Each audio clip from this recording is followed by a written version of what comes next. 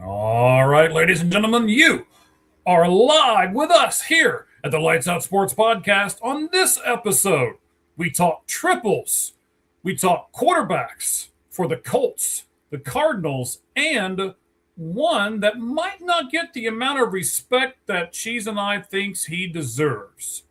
On this pre-trade deadline special, we'll revisit and we'll answer who won the Juan Soto trade. We'll talk MLB and NFL Hall of Fame. We'll talk Arizona Diamondbacks with George from Locked On Diamondbacks. We'll also tell you what active player just matched Nolan Ryan and how he did it. We'll play Lights Out Trivia, and we will ask, are home runs really that important?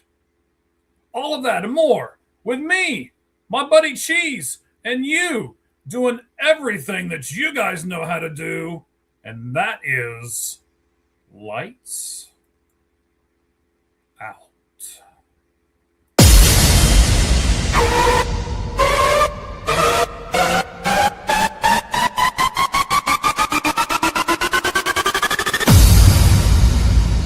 Ladies and gentlemen, may I have your attention, please? Tonight, we rewrite the rules. The countdown has begun.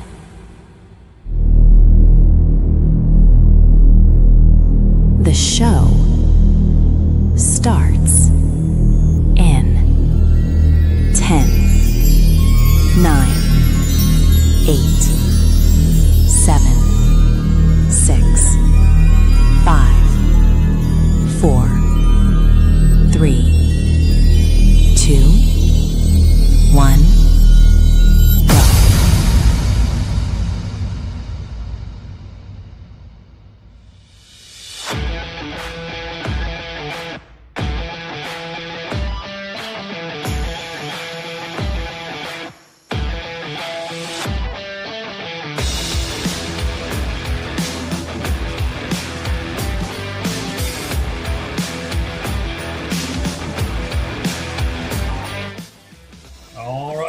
Different feel today. We got a special show. It is going to be almost exclusively MLB trade deadline stuff. That's why we put the spinning baseball in between us there. How you like that graphic, Cheez? What do you think?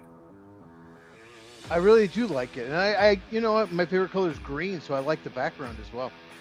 Is your favorite color green because of money, or your favorite color is just green because? Just because, not because of money. Okay. I'm not super greedy. Oh no, no, you're not actually. I've known you for a little bit now. You are not super greedy, but I thought maybe green and gold with the Green Bay Packers, and I've got the green and gold Diamondback stuff on today. We've already got a couple of people with us here. What's going on? I think the Diamondbacks have 28 hats every year. They seem to have every color, everything. I'd never seen a team in any sport more than the Diamondbacks have different hats. Yep. They do. They have so many hats. They want you to buy all of them. I mean, there's some purple ones out there. There got to be some purple ones out there. That you have some purple ones? Oh, I'm probably due here. Let's see. I got a Randy Johnson purple hat. Yeah. I don't know if you can see this. I have a whole slew. Yes. Those are just the Diamondbacks hats. Yes. They change colors at times. They want you to buy every hat. That's what they do. And look, Mike, he took the bait. Yep, I did. I took the bait. I've got pretty much all of them. All right, Dave, we appreciate you. Hi, buddy. And then, of course, hi. What we got here? Kristen, right? Christy. I think it's Christy. Hi, Christy. We appreciate all of you joining us right away, right here. The Lockdown Diamondbacks. I like how Zach said what's going on and then said hi. It's like make sure, Yeah, you make sure he was on there, right? Make sure we know. Make sure we know. We got it, buddy. We got it. Yeah, we got it. Appreciate that. All right. Heads up. Cheez, how's your week been, bud? It's been a week. How about you, man? I'm in the same kind of boat. I mean, finally, I was kind of couch bound for a while. Now I'm good. I'm up doing my thing. So yeah. Got back into it. Got back into it. So you're back to normal. Well, as I don't know about normal is for normal. you. I mean, Yeah. I mean, as normal is for you, not normal okay, since it's every as day. normal as it is for me. Okay. Yes. Yeah. All right, so before we go too far into the Lights Out Sports podcast, let us give you a couple of things. This coming Monday, Cheez, right? The trade deadline. We're doing a pre-trade deadline special right now. We'll have George Lund from the Arizona Diamondbacks on here in just a little bit. He is the Locked On Diamondbacks guy. We'll have him on here to talk to him about what exactly he and myself and Cheez think the Diamondbacks are going to do. That'll be a great spot with him. And then on Monday, we are actually going to have a trade deadline show. Cheez, tell us when, because I know I'm going to mess up the time. So you tell us when and where, all that stuff, buddy. We should have talked about this before we went live. So the trade deadline ends at 6 Eastern on Monday, August 3rd. We are going to go live 2 hours before at the latest. 2 hours before. So 4 Eastern, 3 Central, 2 Mountain Time, and 1 o'clock Pacific or Arizona time. Because Arizona time is Pacific now. Once we get to November, it will switch to Mountain Time. So look, it's not Mike's fault. Arizona has it right. They don't change the time. Everyone else does. Arizona is the only state that has this right. Let's be honest. Yeah. So that's correct. Yes. Trade deadline. I'm so glad it used to be like noon or 1 o'clock. Okay, so it's 6 p.m. But we'll go live 2 hours before the trade deadline, 4 Eastern, 1 Pacific on August 3rd, this coming Monday.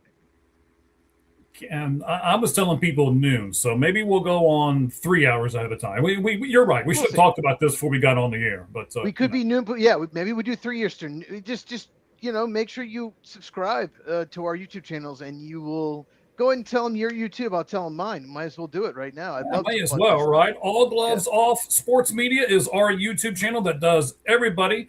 All of the podcasts in the conglomerate. We have the Red Hot Reds. We have Minor League Mondays. We have the Lights Out Sports Podcast. Of course, Football with Cheez is on there. Cheap Pop Society, the Sports Pulpit, all era sports with Sirhan. We have Fanboy Unleashed. And, of course, we have the newest one, which we will have him as a special guest on that trade deadline special on Monday from far end of the bench. So that is our YouTube channel. Cheez, what's yours, buddy? It's pretty simple. Football with Cheez. Cheez, like cheese, it's spelled like that. So yeah, Football with Cheez. Subscribe, hit the bell. I cover all 32 teams, and I also talk a little college football. Big emphasis on the draft as well. Okay. So then not only are we going to do that, we got another special thing coming up. Cheez, I know you're ready for this one. Football season is right around the corner, and we are going to do a watch-along for the very first game in Canton, Ohio, where the Carolina Panthers will go up against the Arizona Cardinals. That is the very first game, the Hall of Fame game, as it is called. And when's that going to be, Cheez? So that is Thursday, a week from this coming Thursday, August 6th. It starts at 8 Eastern, 5 Mike time. So you got to tell Mike the time because you have to tell Mike the time. Yeah, so it's 8 Eastern, 7 Central, 6 Mountain, 5 Pacific, and Arizona time. So we will go live probably right before the game starts. We'll talk it up, but we will go live for the Hall of Fame game, and we'll talk a lot of football stuff, not just the Hall of Fame game stuff. So. It's just a great football discussion, so make sure you come out for that. That's a week from Thursday. Right. So we got this coming Monday, the trade deadline, and we got a week from Thursday. We will do the Hall of Fame game watch-along special as well. So we got some great stuff coming up right here on the Lights Out Sports Podcast. Myself and Cheez will be right along with you the entire way. And speaking of being right along with you the entire way, Cheez, why don't we get going here with the 5 Flamin' 5 in 5? All right, let's explain What's that? Oh, yeah, let's explain it to those people who may be first-time listeners. First of all, we love first-time listeners, and if you are, leave us a comment. We'll shout you out here on the show itself, and let's talk about it.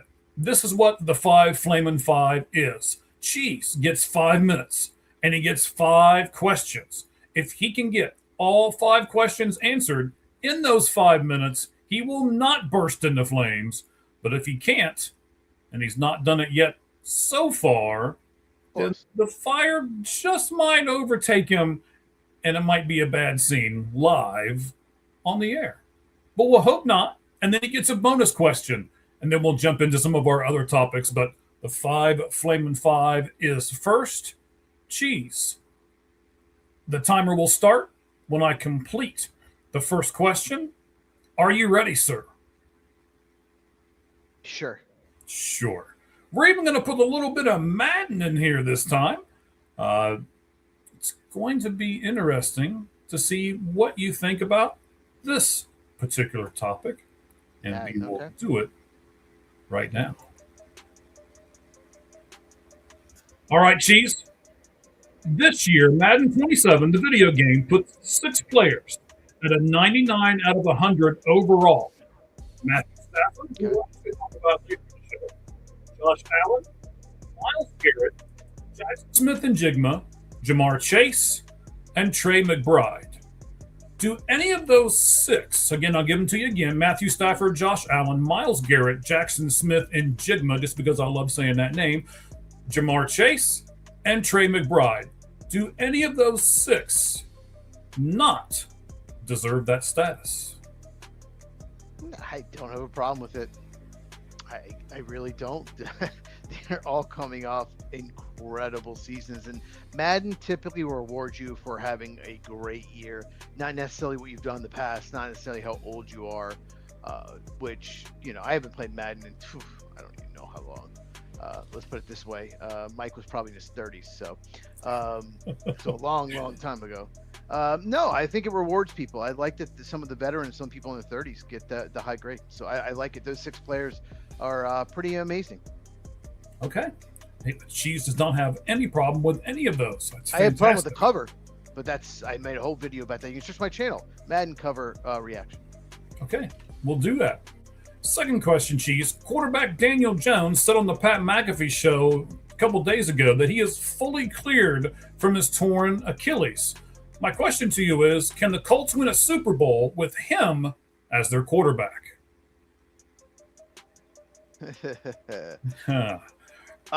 Very unlikely. He got off to a really good start last year, and people were talking like maybe MVP. Before he got hurt, a lot of people forget this. Before he got hurt, he was starting to be the old Daniel Jones, inconsistent. Like, what are you doing? Like, he'll make some plays because he's got talent, but then other times you're like, Daniel Jones, like, just throwing with the other team, making the worst possible choice when he has pressure. So probably not. I think he would have to get a lot of help around him. Everything would have to click. But he's not in the same Sam Darnold, Jalen Hurts level. So the last 2 Super Bowl champions, they had a lot of help around them. So I don't think so. Okay. So the answer is the only way is if everything clicks around him. And Number 3. All right, buddy. Pete Crow Armstrong, your guy from the Chicago Cubs, has now tallied 25 steals, 22 homers, and 5 triples. Only 2 other players in MLB history have done all 3 of those before August 1st. The late, great Davey Lopez, who's very underrated, and Ken Williams, yes, the guy who was in the front office with the Chicago White Sox. White Sox. Yes. They don't like him there. Had to throw that in there, buddy. Is PCA the new favorite for MVP in the National League? Yes, he is. He should be the overwhelming favorite. Shohei Ohtani, we've talked about this last week. Mm-hmm. I think they should separate pitching and hitting, but as long as he's healthy, he's probably going to win it every year. But he's not healthy, and he's going to miss time.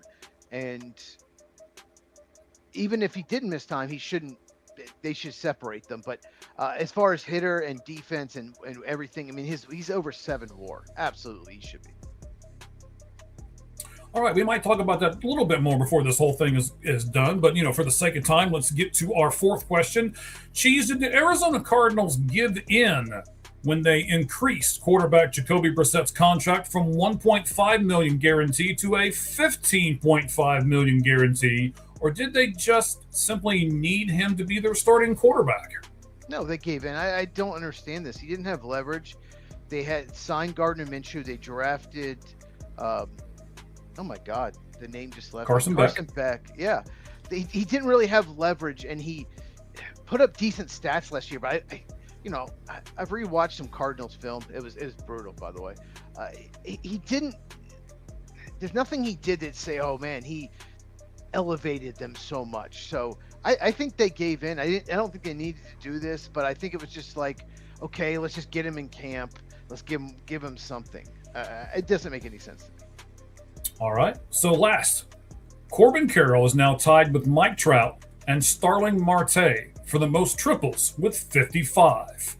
Active. Trout and Marte have played in over 1,500 games each, and Corbin Carroll did it at only 587. Cheez, why is a triple so hard to get in Major League Baseball? That's active? Is he number one in active players? Yes. It's in the league like 5 years? Yes. Not even. Like, why is it so hard to get? It's two reasons. Okay, God, I'm running out of time. First of all, you have to be able to hit the ball in the gap.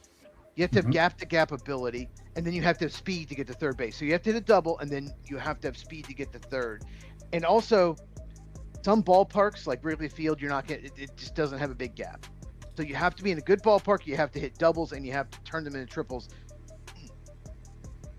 Oh, he did it again. Scene. Barely. No, I know for I those really of thought you... I was going to fail at the last question because there was a lot going on there. So I know a lot of you looked at it and were like, if you're looking at it on the other spot to where you look at it on your cell phone, if you're looking at that view, I know it just took our faces off, but it's okay. It makes you miss Cheez's beautiful face and That's true. Yes. And what it does is it doesn't make everything look so frightening because I wasn't on the screen. So it was okay. It really was. It was okay. Just being accurate. Okay, so now, Cheez, because you got everything right, you get the bonus question. And with this bonus question, Cheez, I want to dive in to the Cardinals and the Jacoby Brissett. All these stats that I'm going to give you are provided by SportTrack.com, just so everybody knows, and we give them credit for everything. First, is a 1-year, $15.5 million contract too much for Jacoby Brissett? That's a tough question to answer because he's definitely not a top 20 quarterback. Okay. But how do you evaluate quarterbacks? If this guy's worth this, then this guy's worth that. So maybe as far as what he's done production-wise, but I just don't think he elevated. I think he's efficient. I think he throws the ball on time. I think they were behind a lot, and some of his stats were elevated. And I think Trey McBride got open a lot as well. We just talked about McBride and Michael Wilson. Yeah, we'll talk about all of them here in just a little bit as well. Yeah. It'll be an interesting discussion. He had a big year, so I wouldn't have given that. I think he's a good backup, and that's way overpaying good backup. But they don't have another option, I guess, as he's the best quarterback on the roster. Do you think this deal took so long to get done because he is actually self-represented? Yes, I do. I think another voice in the room probably would have helped an agent saying, look, this is how it is. So yeah, I do. I think that's probably one of the biggest issues. Okay, so I'm going to get into kind of the structure of the deal here with you, Cheez. So this is a breakdown of the deal. Again, SportTrack.com gives us all this information. It's a $4.8 million base salary. Then there's a $1.75 million signing bonus, a $510,000 roster bonus, a $50,000 workout bonus, and then there's $2 million in possible incentives. The total cap hit this year for the Cardinals will be $9.2 million. So even though it's 15.5, it's only 9.2 because of how the salary and structure breaks down. Is this a smart move by the Cardinals to only make it 9.2 instead of the 15.5? And maybe talk to us a little bit about how different contracts are broken down structure-wise. It's not going to hurt their cap going forward. Obviously, it's really not a cap issue at all. I think it's just more. The bigger issue is the next Cardinal player, there's 1 year left in his contract, like Brissett did, can say, you gave him a raise. Well, why you should give me one. and the Cardinals want them to play out their contract. Like, you gave in to their demands. It doesn't hurt their cap. Their cap situation's fine, especially in the future going forward. I just feel like it's more of it could hurt them down the. I know he's a quarterback; it's different positions, different, but it still could hurt them down the road for players wanting a new deal and the Cardinals not wanting to give them a new deal. Copy. And Raman, we give you the thumbs up. Thank you very much for being with us tonight. We appreciate it. All right. To go a little bit further, to dig a little bit deeper, after knowing the structure of the deal, Cheez, and the 9.2 cap hit, this is only a little above 3% of the possible league cap. So is it really that much to spend on your projected starting quarterback? Yeah, I mean, it depends on your starting quarterback. I mean, if it's, Josh Allen, that's different. It's Jacoby Brissett. So, no, obviously, in general, no. If someone spends 3% on their quarterback, that's great. But, it's one of those contracts. It's not going to hurt their cap. It's just, to me, it's just unnecessary. All right. And then the last thing, I can't wait to get your take on this because I think this is, I don't know where you're going to fall at. If you're going to fall pro player or pro salary or pro fan, this is going to be interesting from me to you because we have not discussed this prior to this question. Okay. Jacoby Brissett has made $68 million in 10 years in the NFL, mostly as a backup.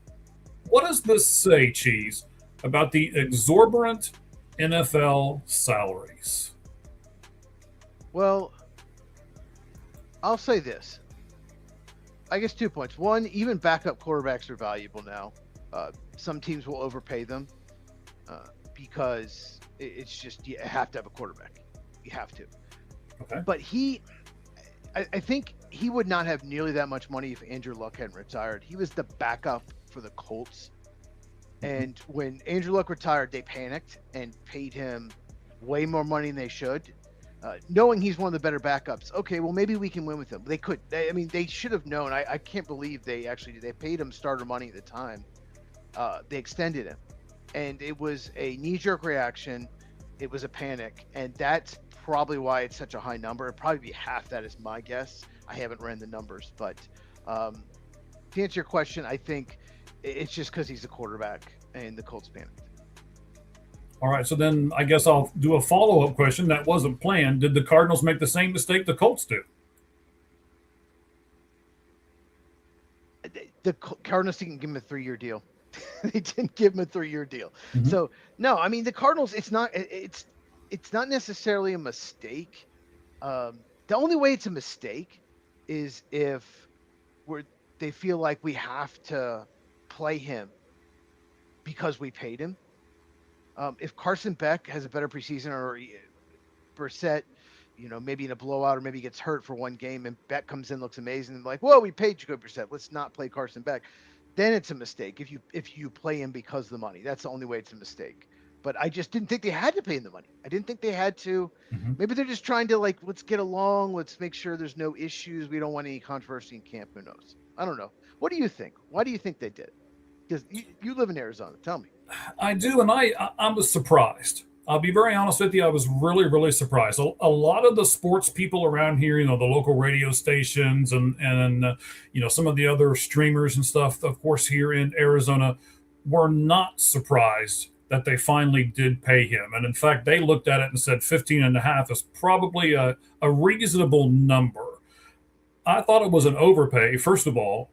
And I really thought, like what we had discussed on this show, they were not going to do anything with Jacoby Brissett. They were going to let him sit out, and he was going to be the guy who they were going to blame.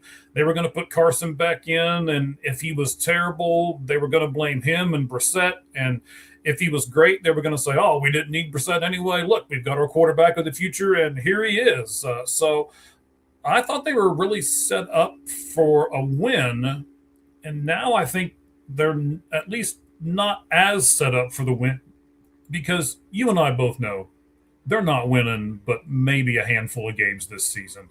I'm going to say 3 or 4 at the most. They could win more than that, but the schedule is brutal. It's probably the toughest schedule in the NFL. a lot would have to division. go their way for them to win more than 4 games. Probably they could, but a lot would have to go their way. I mean, they do have Jeremiah Love. They do have Marvin Harrison Jr. and Michael Wilson. We'll talk about those guys here in just a little bit. They've got Trey McBride, of course, who we just spoke about earlier. They have pieces, but overall, and the defense is a problem. Defense is a huge problem, especially in the fourth quarter. Rewatching their games, it's just the fourth quarter. It's like the defense just every time they need to get stopped, they couldn't get a stop. They were in the wrong spot, missed assignment. All of a sudden, no pass. Like they just every time they need to do something, they couldn't do it. So the defense is still a huge problem. But do you think that was because a lot of the defensive stuff, and you had Jonathan Gannon, who was the big defensive-minded guy, now that he's gone, do you think maybe some of those issues will be fixed? I hope that he was not the problem. Because he's defensive coordinator. Now, why do you hope that, sir? I don't know. I just I don't know if I've ever seen a team play worse in the fourth quarter consistently as Arizona Cardinals last year. But the defense has got to take a big step for them to, like you said, win more than 3 or 4 games. It just was not good enough. I mean, they signed Algier. They've also got, hold on, I can't think of the veteran's name, the running back that they have as well. James Conner. But they also, they're going to get Will Johnson and Walter Nolan hopefully healthy for a whole year. That should help the defense. Those were 2 really good picks. Those were, I think a lot of people were excited that they got both those players. The Walter Nolan, there was a big rumor that he was going to go like 12th overall. The Cowboys falls to 16, I think. And then Will Johnson, I had him like 15th, I think, on my board because I don't do medical. There was a big injury issue. He falls the second round, cornerback from Michigan. So they have 2 really talented players. If they're healthy, it could really improve the defense. Okay. So, again, this coming Monday, we're going to do a trade deadline live special while the trade deadline's going on, like the last 3 or so hours of it. We have the ability, both Cheez and I, we are both going to be off that day, so we have the ability to start a little early, go a little later. So just make sure you're tuned in, that you hit the bell for notifications and everything on our social media platforms. We will have Jimmy from the far end of the bench. He'll be on with us, and I think a couple of other guests, crossing my fingers, that we can get for that as well. So we'll talk to him about Colorado Rockies. We'll ask him how he got the name Far Side of the Bench. We'll talk about Chris Bryant. We'll talk about all kinds of other stuff. Ethan Holiday, I know we're going to look at some prospects that they have and what they should do with some of the players that they have now, like Antonio Senzatella, Jake McCarthy, and Troy Johnston, just to name a few. So Cheez and I, we're kind of preparing for the Rockies guy to be here in the beginning, and then we're going to talk to George later on about the Arizona Diamondbacks. So we didn't do a whole lot of stuff here in the middle. But we did do some things, and we've kind of scrambled a little bit. We've got some other topics to go with and put together. So, Cheez, let's do this. I like this NFL topic. Let's stay on the NFL for a second, and then we'll jump into all of our Major League Baseball stuff. And let's do this. Most passing touchdowns in the 2010s, Cheez. Let me give you the list from bottom to top, 10 to number 1. And by the way, we are preparing to do a special lights out list as we get a little bit closer to football season. We'll start doing all that. It'll be a separate show. We're really looking forward to that. We know you guys love the lights out list as we do a top 10 sort of here, and we'll talk about it. Number 10, most passing touchdowns in the 2010s. I hope Aaron Rodgers is first. Sorry, go ahead. Do what now? I said I hope Aaron Rodgers is first. But anyway, go ahead. Okay, so most passing touchdowns in the 2010s. Cheez is hoping for Aaron Rodgers to be number 1. We'll see. Andy Dalton, though, is number 10 with 204. Yeah. Russell Wilson is 9, 227. Ben Roethlisberger comes in at 8 with 236. Then he's topped by Eli Manning at 241. Matthew Stafford at 243. Matt Ryan, 283. Phillip Rivers is number 4 with 291. Number 3, Cheez, with 305. Aaron Rodgers. So there's two guys over top of him. He missed half a year at 1 year. Yeah. He did. So he's got 305. Tom Brady is number 2 with 316. And who's number 1? With 345, which is the most passing touchdowns into 2010. Drew Brees is number 1. Yeah. 345. So we've got some questions as far as this topic. So are you surprised by the guy who was number 1, Cheez, and Drew Brees? Not when you told me, because he just seemed to always be healthy. And he played in the dome, and Brees was just amazing. So no, it didn't. It makes sense. I was like, Brady, Rodgers, who's had him? Okay, Brees, that makes sense. Those three, pretty much the 2010s, were the 3 best quarterbacks. I guess maybe Peyton Manning was, by then he retired somewhere in the middle there. Yeah. Mm-hmm. So my second question to you, Cheez, what does it say? And I teased this in the open. We were going to talk about a Colts quarterback. We did that in the 5 Flamin' 5 and 5 when we said that Daniel Jones is ready. And I asked you if you thought that they can win a Super Bowl with him. If you're just now tuning in, rewind this back and listen to that. You'll get Cheez's response from there. We are going to talk about a couple of other quarterbacks as this segment kind of rolls along here. So what does it say, Cheez, about Matthew Stafford that he is still throwing touchdowns? He has a total, by the way, of 423 touchdowns lifetime and 64,516 yards in his career. We'll be doing a lights out trivia thing here in just a moment to kind of all put this together as well. But Cheez, what's it say about Stafford? Because he was doing it back in the 2010s really well, and he's still doing it well. It says he's just a great quarterback. Brady and Rodgers still doing it at his age. They were still winning MVPs. Rodgers was around his age winning MVPs. Brady was still at a high level. So yeah, he's just a really good quarterback, and he's in a great system. And let's be honest, they got a really good offense too. So yeah, Stafford's probably, we probably didn't appreciate him enough when he was younger, just because he never won anything. But he still, you know what I mean? So we probably didn't realize how good he was. So do you think Matt gets his deserved for what he's done in his NFL career? Does he get everything he deserves, or is he looked at as like a second-tier quarterback? Where do you think the fans at least fall as far as Matthew Stafford goes? I think once he won the Super Bowl, and then he won a Super Bowl 5 years ago, and now he's won an MVP, I think he's fine. I think it's exactly where it needs to be. He's going to be a Hall of Famer. People realize now. And as long as his back holds up, because there was some issue last offseason with his back, he's probably got a few good more years in him. Why I hated the draft pick of Ty Simpson, as you know. You remember that? I thought it was a horrible pick, my least favorite pick in the entire draft. Yeah, I think he's if he holds up physically, I think he's got at least a few more good years in him. Okay. Next thing, how many of these 10 quarterbacks are Hall of Famers? And I'll tease real quick that we are going to talk about the Major League Baseball Hall of Fame in our final segment, batting cleanup as well. Of course, we just had some inductees, and we got a pretty good stat about these inductees. But let me give you these guys again, Cheez, so that you can think about it for a second, and then I'll ask how many of these guys are going to be Hall of Famers. You got Andy Dalton starting from 10 to 1, Russell Wilson, Ben Roethlisberger, Eli Manning, Matthew Stafford, Matt Ryan, Phillip Rivers, Aaron Rodgers, Tom Brady, Drew Brees. Of these 10, give me a number. How many are Hall of Famers, Cheez? I think 9 for sure. 8 for sure. They probably will all eventually get in.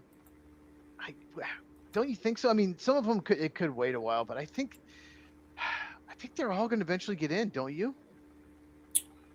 Andy Dalton is going to get in? Oh, not Andy Dalton. Did you say Andy Dalton? Yeah, Andy Dalton's number 10. Oh, no. Oh, definitely not. Yeah, no. Definitely not Andy Dalton. The other 9 for sure. Philip Rivers and Eli Manning might have to wait. Well, Philip Rivers has to wait more now because he played last year, but they might have to wait. They might not get in like right away. But besides Andy Dalton, I think they all get in. So hasn't Eli Manning already been? He has been able to go into the Hall of Fame, and he's not been elected yet. You think he will eventually get elected? I would be shocked if he doesn't get in next time. The thing with Eli is he had 2 amazing postseasons, and then the rest of his career he was just a good but not great quarterback. And you have to be great to make the Hall of Fame. But he had 2 amazing postseasons and won 2 Super Bowls doing it. Yeah. So he's kind of the opposite of Philip Rivers, who is much more consistent throughout his career. They're kind of very different, but won no titles. So I do think you have to. I mean, some of the throws Eli made down the stretch in those playoff runs were just incredible. Like, holy crap, did he just do that? So because of that, I think eventually he'll get enough votes to get in. All right. So, I mean, I know that he's pretty high on this list, but I can tell you, I'm not the big football aficionado that you are, but I can't say when somebody says Matt Ryan, Hall of Fame quarterback, I gotta kind of scratch my head. What would Matt Ryan do to get into the Hall of Fame, Cheez? He was really good. He had some years in there, like 10, 12 years ago, where he was like one of the best quarterbacks in the NFL. He had like a 3 or 4 year stretch where he was amazing. I guess, toward the end he dropped off some, but I guess that's what people think of. I don't know, but I do think he's a Hall of Famer. I think Matt Ryan was probably. I think he's a little underrated. I really do. There were some years there. He finally got Julio Jones. He finally got a good receiver, and he was just incredible. So I think he's better than you probably think, and than a lot of people do. Okay, and you're the aficionado, so we'll go with you. I got 2 more people here. Ben Roethlisberger. Maybe it's just because I'm a Bengals fan and detest the Steelers, but I don't know. Ben Roethlisberger was not a big throw it down the field guy. He was not a, I don't put him in the same breath as Breeze and Brady and Rodgers and Rivers. Does that mean he's not a Hall of Famer if I don't put him in the same breath as all those guys? He's in that breath. He is very good. Yes. They ran the ball a lot, so his stats don't look as good as they probably should. But here's what I'll have to say about Roethlisberger. Since he left, it's been bad. it's been really bad. And no, I think Roethlisberger was very good. I get what you're saying. He's not Peyton. He's not Brady. He's not Rodgers, Breeze, not that level. But I think he's in that category with Rivers and I do. I think he was very, very good. So Matt, I think he's in that group, and I would vote for him for the Hall of Fame.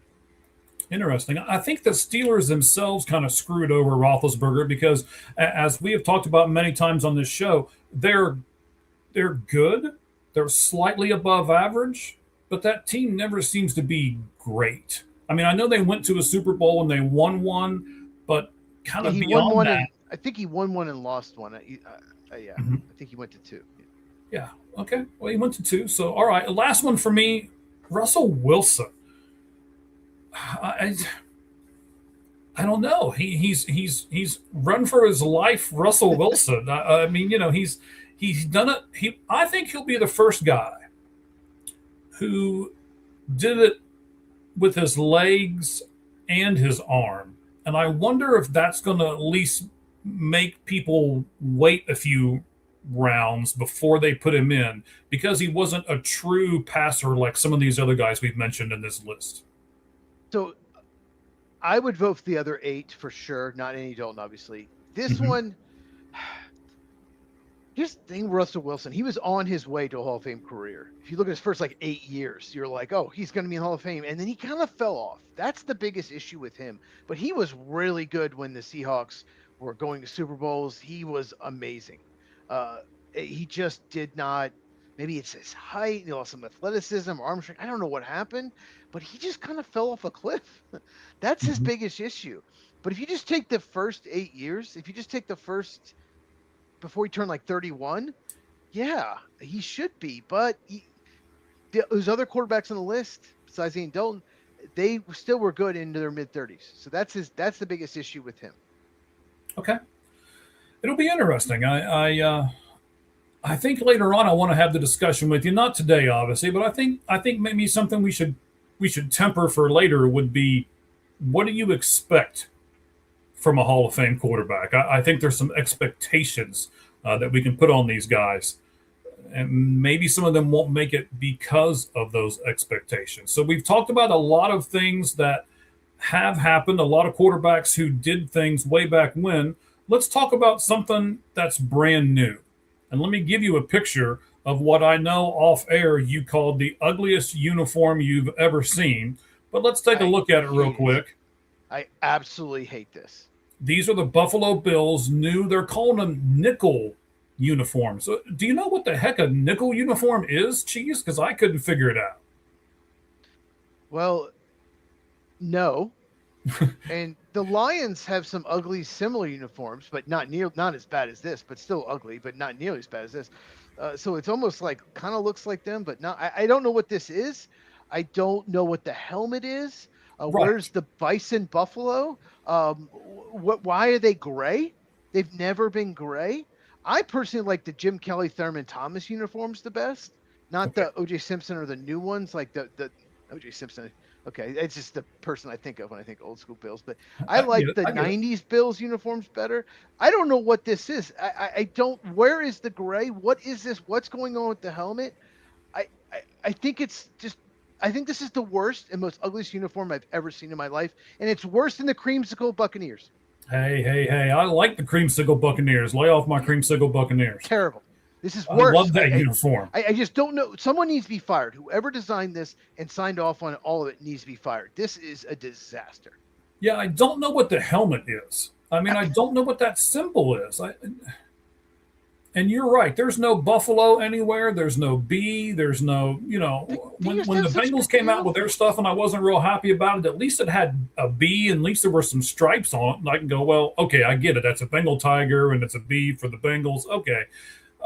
But this, I don't get this at all. There's nothing on this uniform that differentiates it from something that a high school, that they would wear on Friday nights, right? It looks like the high school team that's 1-9 that you play at the end of the year and you're happy you on your schedule.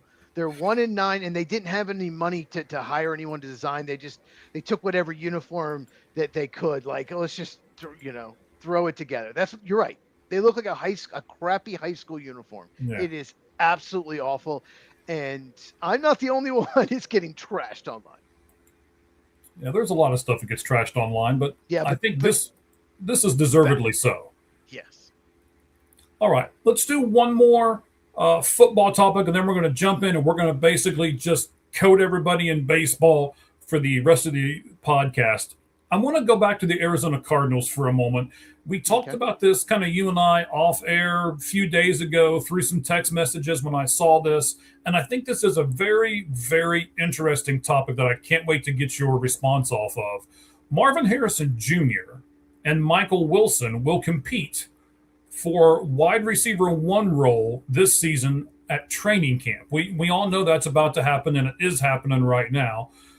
First of all, Cheez, who do you think will win this battle between the two of them for wide receiver number 1? I think Trey McBride's going to win it. Okay, and that's kind of what the discussion we're going to get into here, but yes. So here's the point. When Marvin Harrison Jr. was injured and out of the lineup, Michael Wilson thrived. He thrived with Jacoby Brissett. It worked. Yes. So to answer your question, Wilson. Those two did seem to have chemistry, right? It worked. He had an amazing year. And I just, at this point, I can't count on Marvin Harrison Jr. I can't count on him. I can't stick him out there as wide receiver 1. There were times where it looked like he wasn't, I don't even know if he was running the route. It looked like he was disinterested at times. Maybe he and Colin Murray just didn't get along. I don't know. you can't count on him. So I'm going to say Michael Wilson because he had a really good year, and almost no one, except if you're like a fantasy football like channel, no one else is really talking about how good a year he had. But fantasy football, channels are talking a lot about him. Yeah, absolutely. We're hoping to have a fantasy football podcast coming soon, by the way. So stay tuned. Stay tuned right here to All Gloves Off Sports Media, and we hope to have that announcement soon. So, Cheez, because of Trey McBride, whoever loses the battle, so in this case, you're saying Marvin Harrison Jr. will lose it, and I'm inclined to agree. I don't think he'll win it. I don't think he'll lose it. I just don't think he'll win it because you can't count on him. So why give him that? Well, but because of Trey McBride, whoever loses that battle between Wilson and Harrison Jr. may actually end up as the third receiving option, right? I mean, that's the way this is going to work out, yes? Fourth, Jeremiah Love likely will be in the top three. Ooh.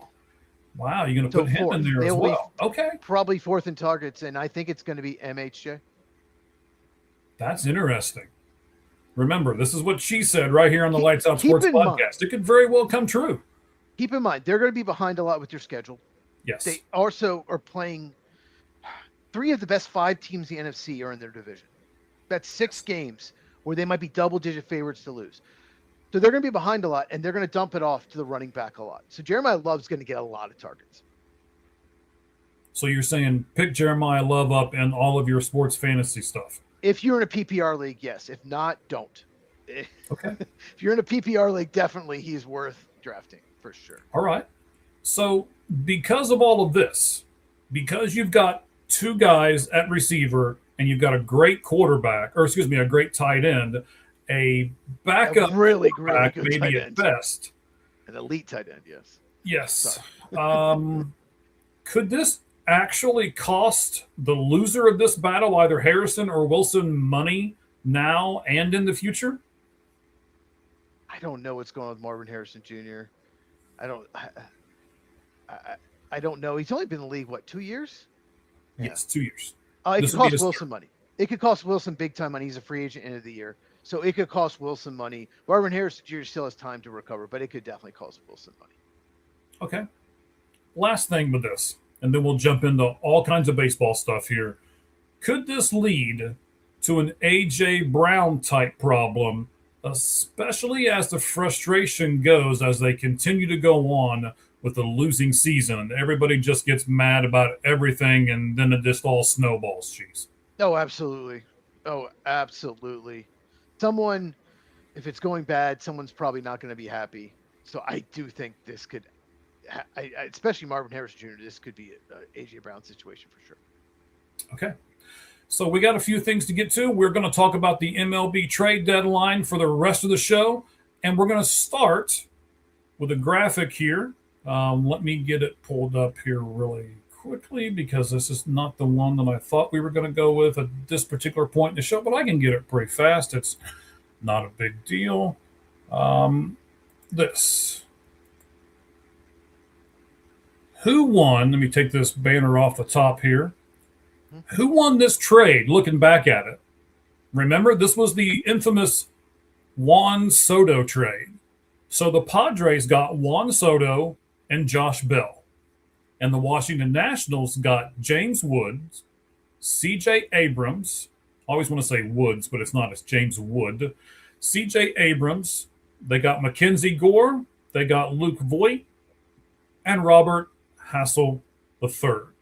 Cheez, in the long run, who won this trade? This is complicated because the Padres would flip him to the Yankees for like Michael King, Johnny Brito, other prospects. They didn't get nearly for him what they gave up, though. Like they gave up way more than they got back for the Yankees. But they did get something back for him, so it's tricky. But I don't know how anyone can argue that the Nationals did not win this trade just because of the first 2 people on the list. Mackenzie Gore has been traded since. Robert Hassel has been a disappointment. I have no idea who Luke Voigt is. I have no clue. But James Wood, not the actor from Rhode Island, James Wood and C.J. Abrams are 2 of the best hitters in baseball. I mean, they're incredible. 2 of the best hitters in the National League. They're both all-stars. They're awesome. So this year, this trade's looking terrible for the Padres. What do you think? Well, I agree with you. I mean, the first two guys, of course, again, James Wood, C.J. Abrams, they are, yes, you said it correctly, both All-Stars. I could have put the graphic up, and we'll look at it later on, probably next week, and we revisit this. The top 10 home run hitters, only one team has two players in the top 10, and it's the Washington Nationals, and it's those two guys on the screen right there, James Wood and C.J. Abrams. The Washington Nationals are the most prolific offense in the National League. They have scored more runs, and it's honestly not even close. I believe your Atlanta Braves are second. But the Washington Nationals have blown pretty much everybody else out of the water. Mackenzie Gore, a great pitcher, got traded to the Texas Rangers. Of course, the AL West leading Texas Rangers, and Mackenzie Gore is a pretty big part of that. Luke Voigt, who you said you had no idea who he was, first baseman, great big guy, always had the chest all stuck out there. Reminds me of, I wish I could think of his name, but played first base for the Yankees too. Was married to, oh man, a really beautiful woman that did a lot of modeling stuff for MLB. Talking about no. I was like Marilyn Monroe, Joe DiMaggio. No. I'm not going back that far. I know I'm old, but I'm not that old. Married to someone who worked for ESPN and modeled? No, Alyssa Milano. That's who he was married to. Oh, she's insufferable. Well, I'm glad I brought that name up so you can tell us how you feel about her. I liked her in Who's the Boss when I was a kid, but yeah. Yes. Somebody I'm sure somebody listening to us. I have no idea who that is. I don't follow who marries who, but that's good because if you guys want to know what celebrities married to who, Mike is your guy. Let us know in the comments. He will tell you what celebrities. Right. I didn't know a Yankees first baseman. I know Dave Justice married to Halle Berry because I was a Braves fan growing up. I'll try to look it up here in a second. Okay. I'm sure somebody in the comments will let us know who it is. I can't remember his name. He has a podcast now with a couple other guys, and yeah. Anyway, I can't think who that is. Okay. Yeah, I'll get it in a minute. And then, as with most of these trades, right? Josh Bell's still in the league. Not really a not really a big star, not a big superstar. He's been decent this year. He's been decent this year, not great. Yeah. And then these trades always seem to have somebody like Robert Hassel III, the guy who was the next big thing, right? And then just absolutely did nothing. Top 50 prospect at the time. Yes. I remember when he was drafted because he was rumored. I can't remember if it was the Braves or Cubs, my two teams. He was rumored to go to them late first round, and he went early second round to the Padres. So, yeah, he was a big-time bat that was hyped big time for the draft, and it didn't work out. Yeah, so I have to agree with you. Sorry, I'm trying to look up. If they had gotten just James Wood in this list, I would probably say a push. But they got C.J. Abrams too. There's a reason why the Nationals are still in it, and it's those two dudes. They've been amazing this year. Padres, they gave up way too much probably for Mason Miller too. Leo DeVries is with the Athletics. I think he's probably the best prospect in baseball. Wait till next year when he's called up by the Athletics. He is an absolute stud. So I don't know why the Padres they get all these great prospects and just trade them all. I don't get it. Yeah, and they're in the same boat right now. Now they're trying to decide, so do we trade our huge closer that can fetch us, 4 or 5 more prospects, or what are we doing there? So nobody wheels and deals like Preller does with the Padres. There's David, so many good prospects that end up playing for other teams. I'm glad I'm not a Padres fan. It would frustrate me, and they've been very disappointing this season. Yeah, it's making me crazy. I'm trying to figure out. I might have the wrong person. Might have the wrong person. Yeah, Alyssa Milano might not be the. Oh, Alyssa Milano. Okay, I don't know. I can't. Okay, so we'll repeat. It was the Yankees first base. It was a Yankees hitter. Yeah. When was the era again? Hang on. Couldn't be Mark Teixeira. No, he was. No. Daggone it. big guy. God. Big guy. Oh, Giambi? No. No. Big guy. Yeah, Who was on the Yankees, guys? Who was on the Yankees back then? Big guy. Before Teixeira, before Giambi. Who was the big Yankees guy? It's okay. I mean, it's going to bother Mike, so please. It is. It's going to make me absolutely crazy until I think of his name. Anyway, okay, I got to get back to this. So we got to keep going with our topics here. But I'll try to research it as I'm going through different things here. So Nick Swisher. Nick Swisher, that's it. Yes. That's Nick Swisher. I just googled Yankees player married to an actress, and it popped up. It wasn't Alyssa Milano. It was some actress I don't know. Redhead. Okay. Nick Swisher. Nick Swisher. Yeah. Yes. Another player that was on the A's, and they just traded him because they don't pay anybody. Yeah. Very true.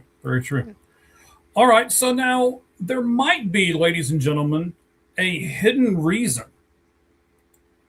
why this trade deadline is not going to be as hot and heavy as some of the other trade deadlines have been.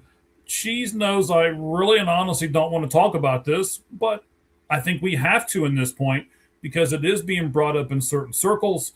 I'm going to give you a tweet here from James Passon, and we'll talk about this here. So this person, Paul, writes, how do you think the potential for lockout affects the dealing? Will it be way down given the uncertainty of next season? And Jeff Passon answers with, great question. It's absolutely affecting some teams' approaches.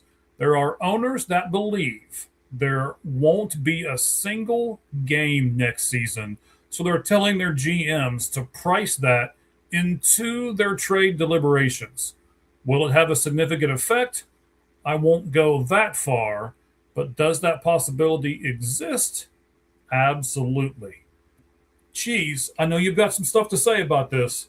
I'll give you the floor. Talk to me. What do you think about the possibility that this trade deadline, is being affected because there might not be a season next year? So a lot of people are going to talk about the buyers. Like, okay, we're good. We have a good record. We're probably going to make the postseason. So let's just go for it.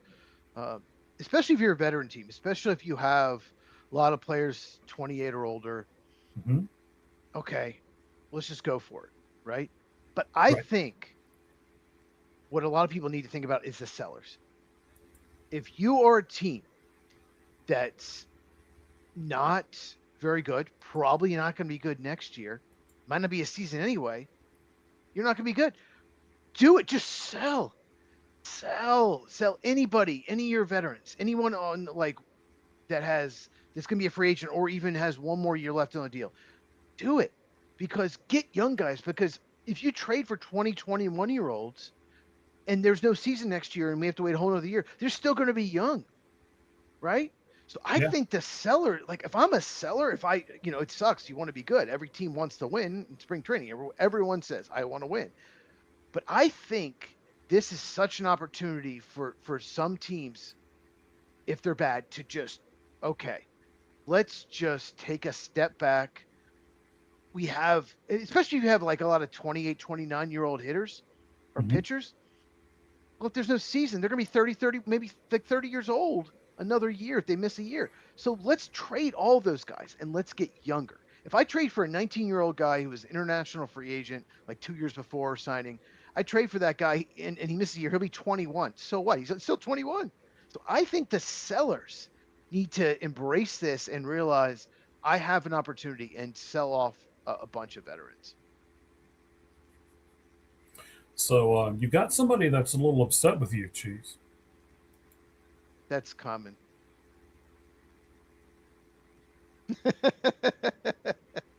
He wants Micah Parson injured. He's a Cowboys fan. He did invite me. He did invite me to come to the game, but unfortunately, I won't be able to make it for two reasons. But one is we have to do the special that day, which is a trade deadline. That's when he invited me. So I can't for that reason. Also, but then how am I supposed to work the next day? So. Right, because you'll be consuming some beverages, I'm sure, if you go to to a Major League Baseball game. So, I'm not a big beer guy. I'm more of a wine guy, so I don't really drink a lot at the games. But well, I'm sure they have wine at the games as well, sir. If you look hard enough, I'm sure you can find it. Not the wine I would drink. No, man. Oh, okay. So what you're trying to tell us is you're a wine snob. No. John invited me. He's lives in somewhere in the Dallas area, somewhere in there, somewhere. He's a big Cowboy fan, and he wants Micah Parsons hurt. He wants Micah Parsons to fail because they traded. Well, it looks like he's going to miss the first probably 6 weeks of the season. It looks like. Probably at least four to. I think it's 4 to 8. It could be as much as 8. We'll see, but it's at least 4. Okay. All right. So I know what you're saying, and I'm not saying that I disagree with everything you just brought up. The caveat that I want to add to everything here is I think these guys that are on expiring contracts are going to be the guys that are going to move, because you don't have to worry about paying the guy next year if we don't have a season. If you just get the guy in the expiring contract, right, and then he's done at the end of the year, well, okay, we got a guy in an expiring contract and he's done. I don't have to fit a bill for a player that's not doing anything and a team that's not playing. So I think you're going to see those guys go up in value. Go ahead, Cheez. That's a great point. I didn't think of that. That's a really good point. But do you think that now teams know this and that rentals will get – they'll ask for more than rentals? Like rentals will get more than ever. More value. That's the thing that I'm really curious to see how it all kind of unfolds. I think we haven't had a lot of movement yet. I know we've had one move, the Curtis Mead move, and I don't know if you saw this, by the way, but Curtis Mead today, his first game for the Red Sox gets hit in the hand. He's out 4 to 6 weeks. The Red Sox have had that kind of luck the last few years. They have bad. The Chris Sale trade is a disaster for them. They've had such bad luck. Chris Sale's never healthy. Oh, they trade him to Braves for some DH type prospect, and he's not very good. And all of a sudden, Chris Sale's healthy again. Yeah, they've had that kind of luck. Yeah, I like how you're smiling so big because you're the Atlanta Brave guy, and Chris Sale's over there with the Braves. So he's amazing. And he is one of the reasons why they're where they are. I mean, Chris Sale has been great this season, and you can't deny that. But I think those expiring contracts. So here's a couple of them, right? Derek, now Tarek Skubal. Will the Tigers ask for even more? Because I think it's pretty inevitable by this point that they are probably going to try to trade him. So now what are they going to get? The only thing with that is you have to get a really good offer. You have to tell your fans. I know they're still technically close enough where they have a shot. You have to get a ton for him because, one, if you don't trade him, you could at least get a compensatory like draft pick back, some kind of draft pick back. But two, you're trading one of the best pitchers in baseball and you're giving up. So you have to get the fans excited. They're 2.5 out. No, 3.5 out of the wild card. But they have to like 7 teams. They have to pass 7 teams. But because the American League's crazy. Yes. But so you have to get some kind of prospect, at least one of them that will excite fans. You have to get some top 30, 40 prospect in that trade. What do you think? Do you agree? Yeah, I'm with you there. I mean, you have to get either a really big time prospect that's close, or you have to get 2 or 3 players that are already major league ready. And you can plug right into your lineup, and everybody says, oh, well, that's the guy we got for Skubal. And, oh, that's the guy we got for Skubal and all of that. So I'm looking at the MLB scores right at the moment. The Arizona Diamondback Pittsburgh Pirate game has gone into extra innings. And I know our buddy is probably watching and taking notes on that game, so he'll be with us here shortly. Arizona just took the lead in the middle of the 10th. So that might be why he's not here with us right at the moment. But just to give you some updates on some other scores, Kansas City is beating Minnesota 2-1 in the bottom of the 9th. Also in the 9th, but in the top, the Yankees over the Chicago White Sox 3-0. Your Chicago Cubs are beating the St. Louis Cardinals 8-1 in the top of the 8th. Yep. Washington is avenging their loss yesterday to Toronto. They are leading 8-3. Houston's up 1-0 over the Anaheim Angels. Boston and the Athletics are scoreless in the second, as well as are Colorado and San Diego. So just a little bit of an update on some of the games that are going on right the moment. As we continue to be with you, this is our pre-trade deadline special. We'll be doing a trade deadline special on Monday. We're going to go noon, 1, something like that, come on the air. That would be Arizona time. What is that considered, Cheez? You know all these time zones. I mess it up all the time. The Arizona is in Pacific time this time of year. Okay, Pacific. Once again, Arizona has it right. They don't change. It's so stupid to change. But Arizona's on Pacific time right now. So 3 hours behind Eastern. And it's 9-1 Cubs. 9-1 Cubs. All right. And I know the Reds lost earlier today. They played a doubleheader. They lost to the Indians. I don't know if they've started the second game yet. Yes, they won game 2-0. Oh, okay. They've already won. Excellent. They did. Yes, they won 2-0. Sal Stewart had a big game 1. He did. Ellie De La Cruz scored from first on a single to center field by Sal Stewart. I don't know if you get a chance to see it, you can go over to our X account. That's really hard to see. It's really hard.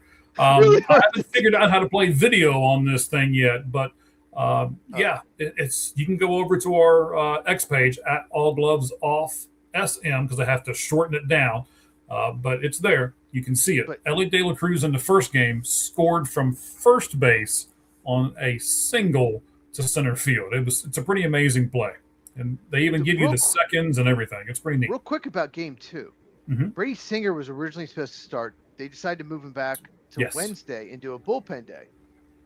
Was the right move. The bullpen, 5 pitchers, threw a shutout. So, I guess the Reds finally their bullpen is good. I guess we can say that now. Yeah, they were not healthy there for a while. It's why they were losing so much. It's one of the reasons why they were winning in the beginning, because they started out healthy.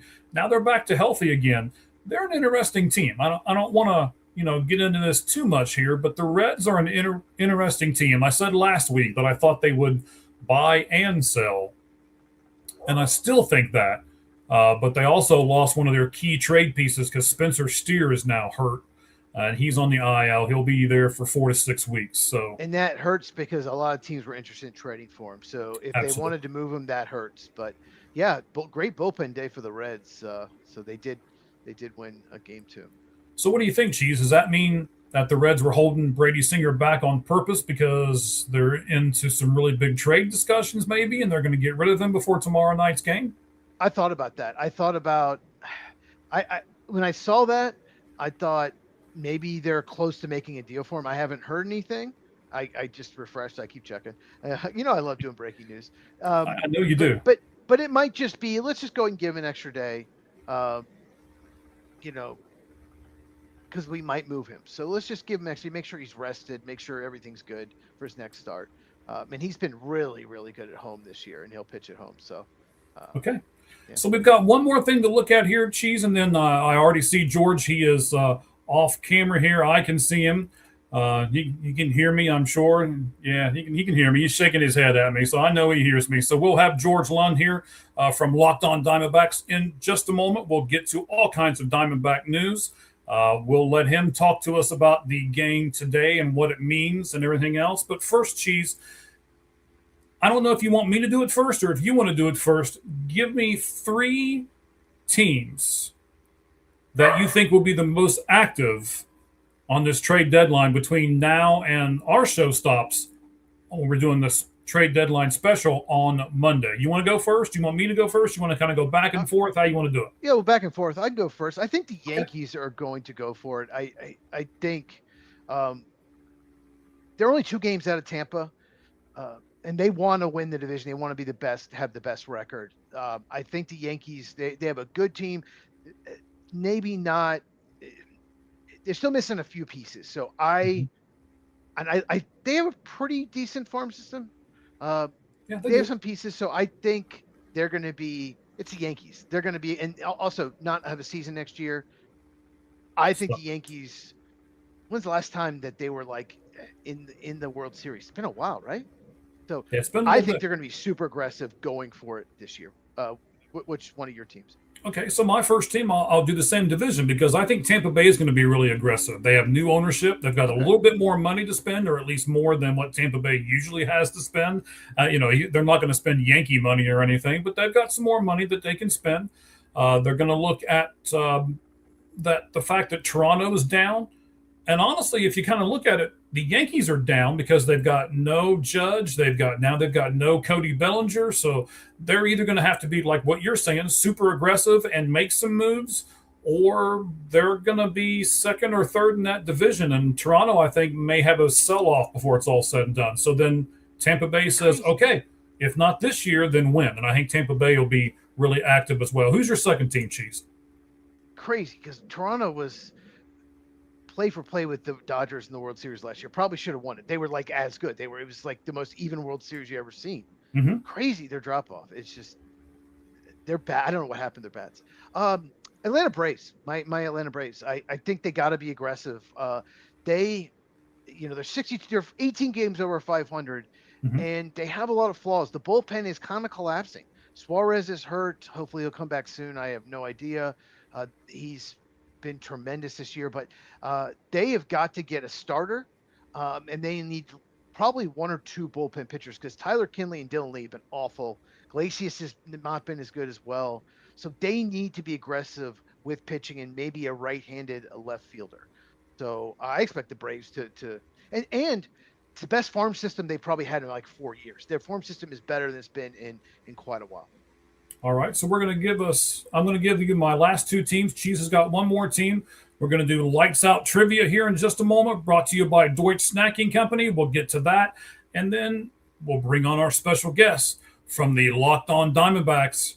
We'll bring out George here in just a moment. My second team, the Chicago White Sox. They still lead the division, Cheez. Fans are positively reacting to them as a fun, go-get-'em team, and as you've already seen, there seems to be more AL teams that are falling out of the race day by day. So I think the White Sox are primed to strike, and I think they will. Who's your final team, Cheez? Or you want to comment on the White Sox? No, I can see the White Sox doing it. We'll talk more about the White Sox on Monday. So I'm going to go with a team that needs to absolutely sell. The Kansas City Royals.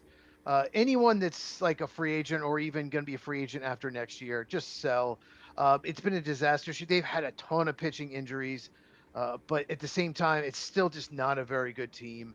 And they do have some pieces. They have some decent bullpen pitchers. They got a couple good, decent starters. You can get some for them. So Royals just they need to do a retool, a 2 or 3 year retool. Okay.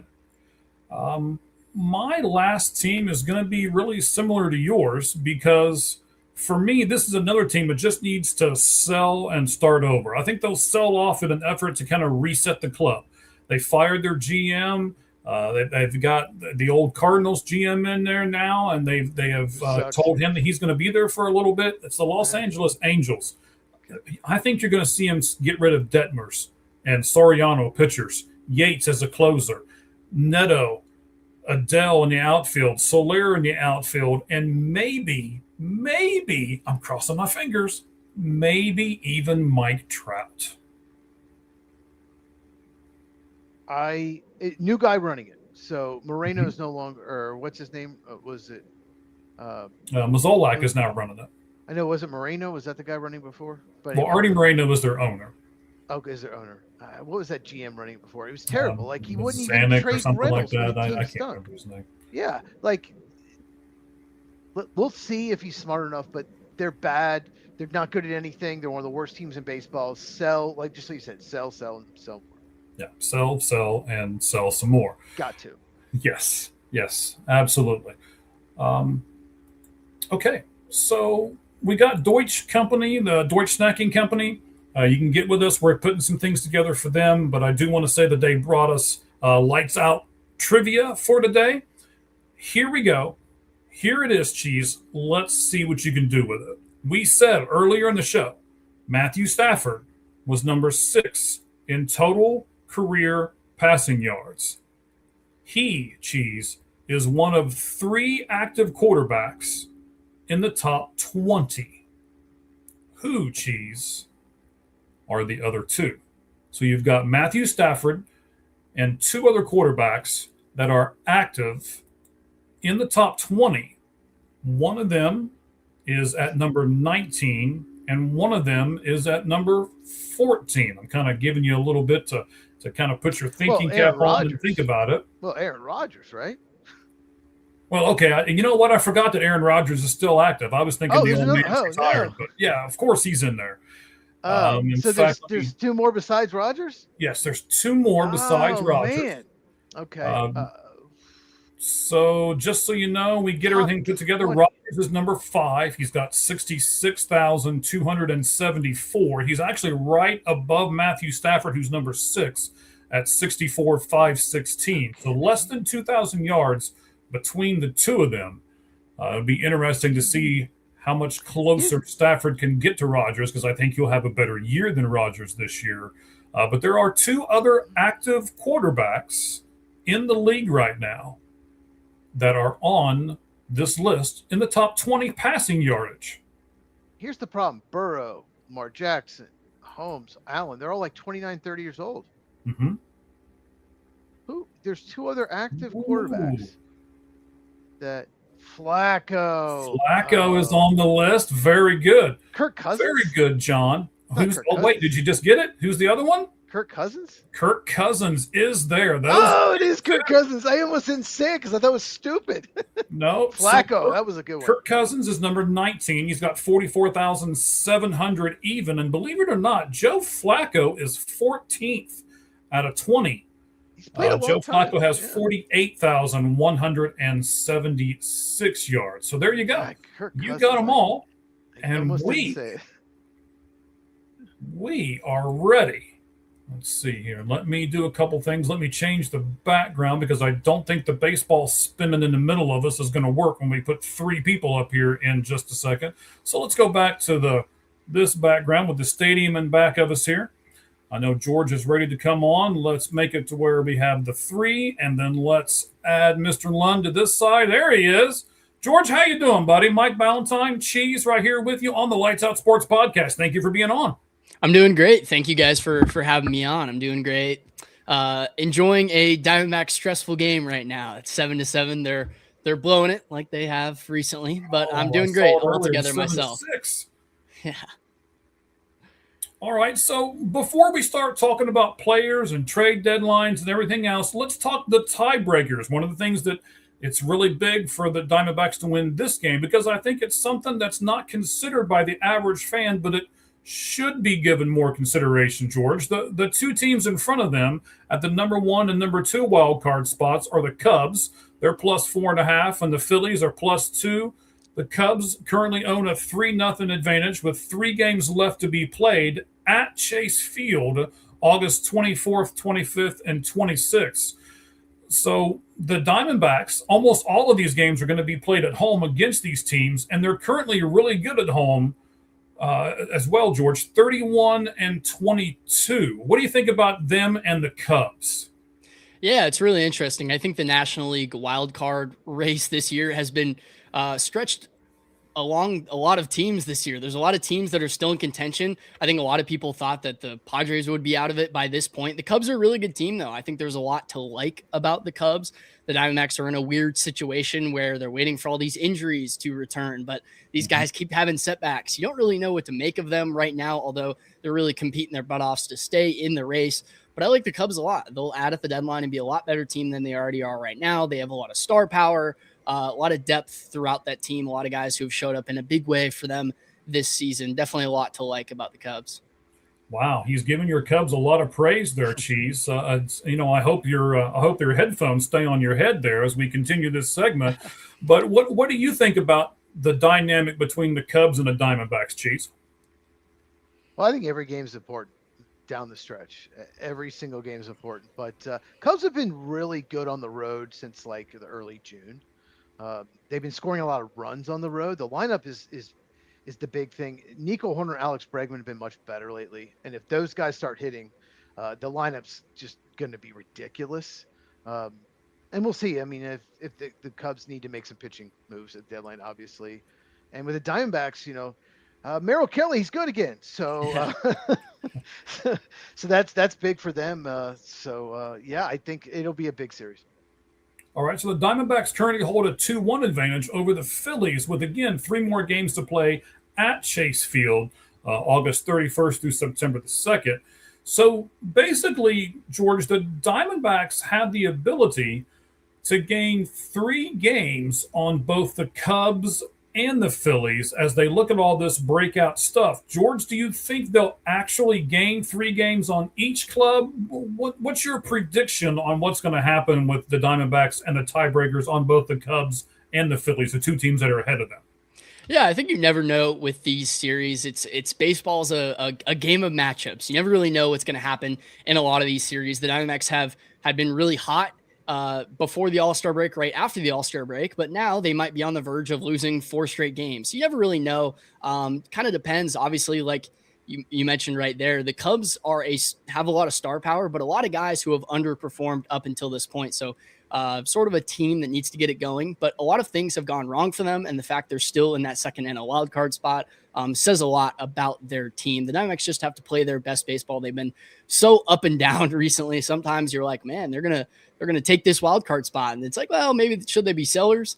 So I like their chances against the Cubs. I think right now with their rotation, it kind of depends who's pitching. They have two rookie pitchers in their rotation right now. Merrill Kelly and Brandon Pfaadt have had the turnarounds of their lives. So I guess you trust those guys once again. But I think it sort of depends about who the Cubs get in the Diamondbacks rotation, because they got crushed against the Nationals last series, but that's because they had two rookie starters go in consecutive days. So it sort of depends on the health of this rotation and then who the Cubs will be facing.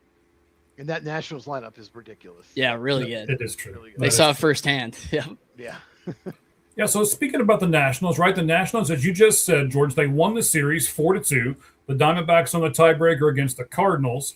Now versus the Padres, it's tied 3-3 with a big 4-game series at Chase Field, the 3rd through the 6th of August. And the final 3 games of the season are Diamondbacks versus Padres. The Marlins currently own the tiebreaker 3-0, but they play each other on September 14th through the 16th at Chase Field. And the way the Marlins are playing, they better beat them. The Padres currently hold the season series against them 2-1. Just like Pittsburgh tonight, it's going to be big. So, George and Cheez, I know I'm having you hang out for a minute, but I'll get to you in just a second. George, how do you feel about the Diamondbacks' chances against the opponents that are underneath of them right now in this wild card chase? Yeah, you mentioned the Marlins. The Diamondbacks were in a lot different place than they are now when they played that series against the Marlins at the beginning of the June. It's probably the low point of their season, and a little later in the month, they started to turn it around. That was after all the Ketel Marte news, after he sat out a game against the Dodgers. So there was a lot of animosity around the team at that point in time. And like you mentioned, the Marlins were losers of, I believe, 12 straight. The Diamondbacks are surging. So it's 2 teams that are in a lot different spots than they were when they last played. So I do like the Diamondbacks' chances a lot against the Marlins. The Padres are sort of a weird team because it feels on paper they should have been sellers, but they're still in the NL wildcard race somehow. I thought the Diamondbacks underperformed when they played them at San Diego their last time out. They swept the Dodgers in the next series that they played. So sort of a weird matchup, but definitely like their chances anytime they go against the Padres. The Padres just altogether, rotation, lineup, all the way through have struggled a lot this season. I know they're playing better baseball as of late. Jackson Merrill, Manny Machado, but definitely like the Diamondbacks' chances. As they continue on to the season, the Diamondbacks get healthier and healthier. I like their chances against each of these teams. So, Cheez, we've talked about the teams in front of the Diamondbacks. We've talked about the teams below the Diamondbacks in the race.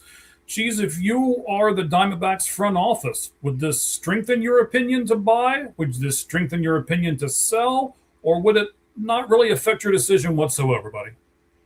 James McCann's up. We're on 3rd, 1 out. All I do is score and win. Bottom of the 11th. This time. Oh, really? So, yeah. I got it on. I got 2 TVs, so I got it on. Yeah. I buy. Oh, just go for it. Like, there might not be a season next year. Yeah. They have a good veteran team. Just go for it. Let's be honest. They've underachieved this year. They're better than their record. They've lost some games they shouldn't have. Of course, I think didn't the Cardinals give them a game where they were down 7-0? Yeah, 7-0. It was a franchise best 7, or tied a franchise best 7-run comeback for the Diamondbacks. but Diamondbacks, they're just a lot of stuff that was going wrong is going better. So I would buy if I was the Diamondbacks, because there's 5 teams that are probably going to make postseason. That's 6 spots for the taking, and they're right there. So yeah, I would, and the Diamondbacks win.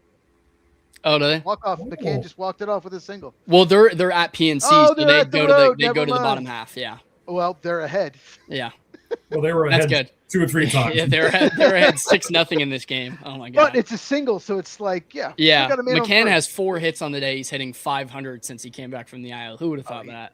Wow. Wow. And their backup catchers doing it. And Gabriel Moreno, we'll talk about him here before it's all said and done. He is on fire as well. But you know what, George, before we get to our next topic, man, tell us a little bit about yourself. Introduce yourself to our fans here at the Lights Out Sports Podcast. Yeah, I just graduated from Arizona State University just a few months ago. I worked on the ASU's On3 affiliate for about 2 years, so covered baseball, football, basketball, and kind of a beat writer version.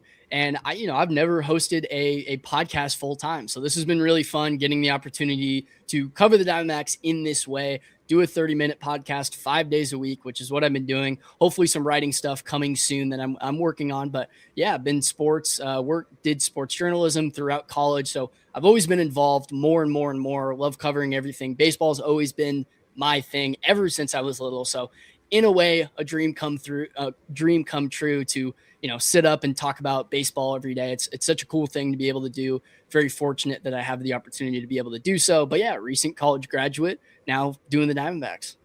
Hey, man, you're doing a heck of a job, too. We really appreciate you coming on. Cheez was making fun of me earlier. I've got one of the many colors of Diamondback hats on here to represent everything going on. And here you come on, the Diamondbacks guy wearing the Arizona Coyotes hat. What's the deal with that, buddy? Well, I have a few different hats, a few Arizona hats that I've collected throughout the time. I got to get more Diamondback stuff. I hadn't really had a ton of Diamondback stuff going in, but people love the Coyotes around here. People are big hockey fans in the desert, funny enough. So just thought it'd be cool, unique. People like the Coyotes, but I do have to get a few more Diamondbacks things going forward. All right. So Perdomo is signed. Real quick, first and third, 2 out. Oh man. Okay. All right. He's keeping us updated over here. They better win this game. I think Vargas people are going to give up on the team otherwise. Vargas got a single on Corbin Carroll hitting a fielder's choice, so it's first and third, 2 out. I believe on the game before I checked it last, they are 3 for 26 with runners in scoring position tonight. Last night, I think they were 2 for 14. It's unbelievable. It's unbelievable how bad they've been with runners in scoring position. Well, you're setting us up because we're going to talk about what they need. So that might be a part of our discussion here in just a few moments. But Perdomo is signed through 2029 with a team option for 2030. Corbin Carroll is signed through 2030 with a team option for 31. Ketel Marte is signed through 2030 with a team option for 2031. You got to remember Corbin Burns is signed through 2030. He does have an opt-out at the end of this season, but we won't talk about that. Gabriel Moreno has made roughly $5 million so far in his MLB career. So, George, I'm going to start with you and ask, what if, instead of making any trades, that they agreed with Clutch Sports, who represents Moreno, to like a 6-year, $100 million deal for him? Carroll got 7 and 111, and they come out and they say, hey, we trust in our core players and we want to win with this team. George, would you be okay with that? Yeah, I believe that the organization and all of the management still believes in this core. Of course, they went to the World Series in 2023. A lot of people viewed it as sort of premature. It was a lot of young players on this team, a lot of young up-and-coming players. Moreno was a rookie at the time, or maybe a second-year player. Corbin Carroll was a second-year player, and they turned into stars in that playoff run. So people may think that, well, that's an old core, that's a few years ago, but they're still incredibly young. Ketel Marte is getting into his mid-30s, but Geraldo Perdomo, Corbin Carroll, and Gabriel Moreno are still very, very young and controllable, like you just mentioned.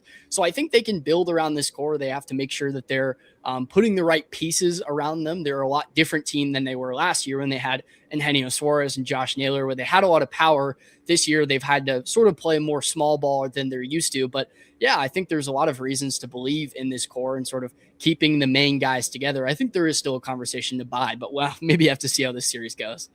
Okay, so Cheese, would you consider if the Diamondbacks don't actually make any moves and they just sign one of their actual core players, would you kind of consider that a cop-out, or is that a good move for the Diamondbacks, Cheese? I mean, yeah, it's kind of a cop out. You don't make any moves, but I always say this, and I said this I think a couple weeks ago. I would rather not make any moves than to make just one or two small ones that do nothing. Mm-hmm. Let's just do something. Like when the Cubs went and got Andrew Kittredge and then Michael Soroka last year, it's like Cubs were like that. Fans were like, "That's it?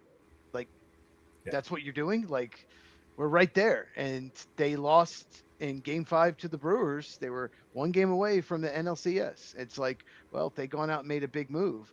So if they do nothing and just extend someone, it's still better than doing like one or two token things. But I think, I would want them to do more. And by the way, they did not score. Perdomo got out, so they're up 8-7, bottom of the 11th.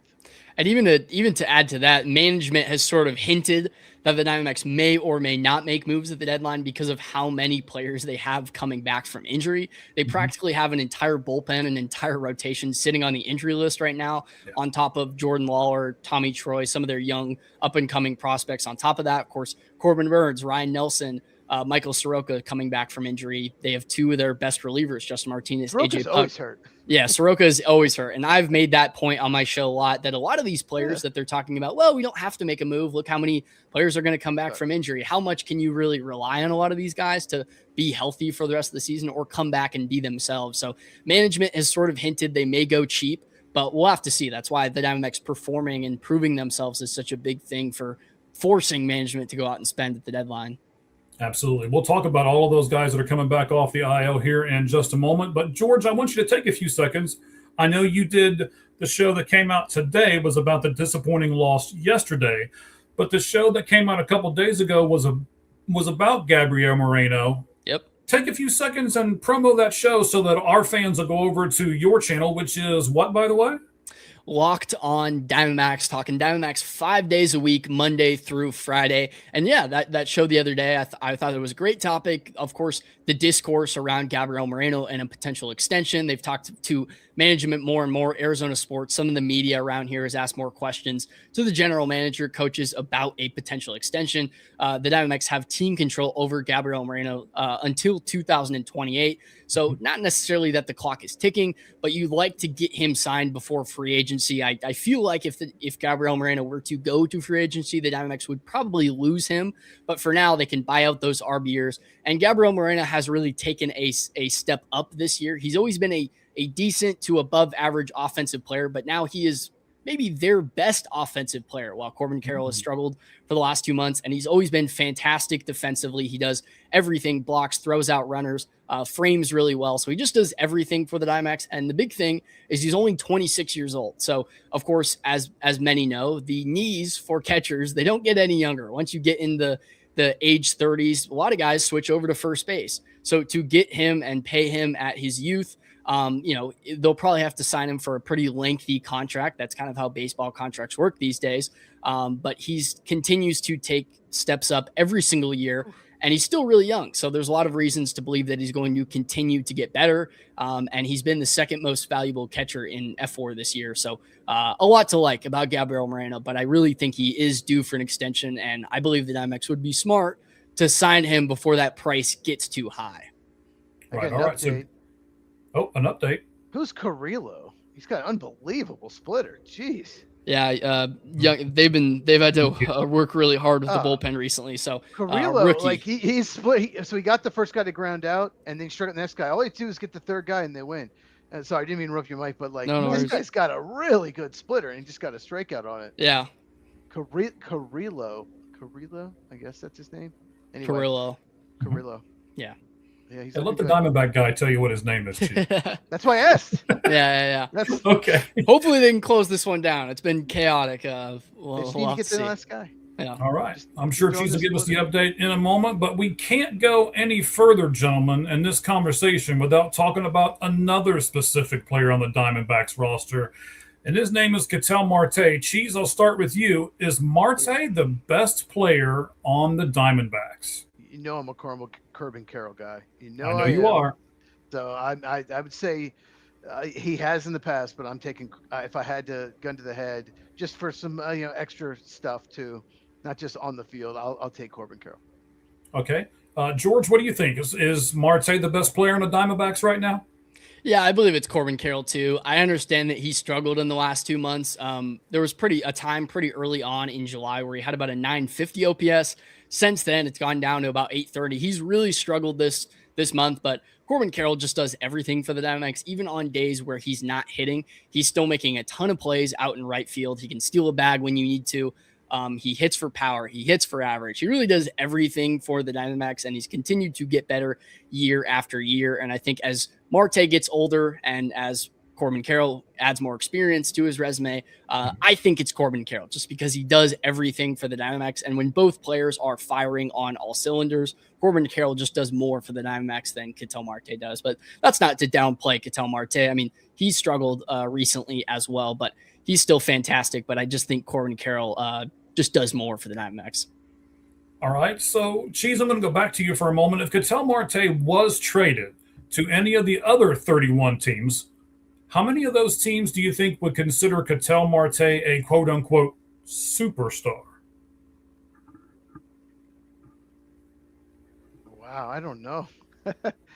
I don't know. It's super. I don't know to define superstar, but he's not a star. He's a superstar. He's in that elevation with, like James Wood. We were talking about James earlier. We were talking about C.J. Abrams earlier. He's in that stratosphere of those guys that are the above average player. Yeah, Diamondbacks just won. Carrillo. Nice. Close it out. He looked amazing. He was tremendous.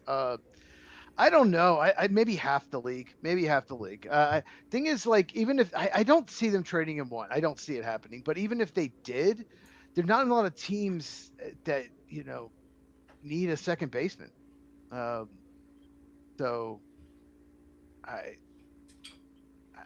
maybe a handful of teams could really use him. Maybe, I don't know. Okay, it's an interesting question. I'm kind of building up to something here that we're going to get to at the end of this part of the segment. But so George, I'm going to come back over to you. Cheez said half. What do you think? I'm going to make you go above half or below half. How many teams in Major League Baseball, the other 31, would say he's a superstar? Above half or below half? I think I'd go above half just because of the resume and the reputation that Ketel Marte has built over the last few years.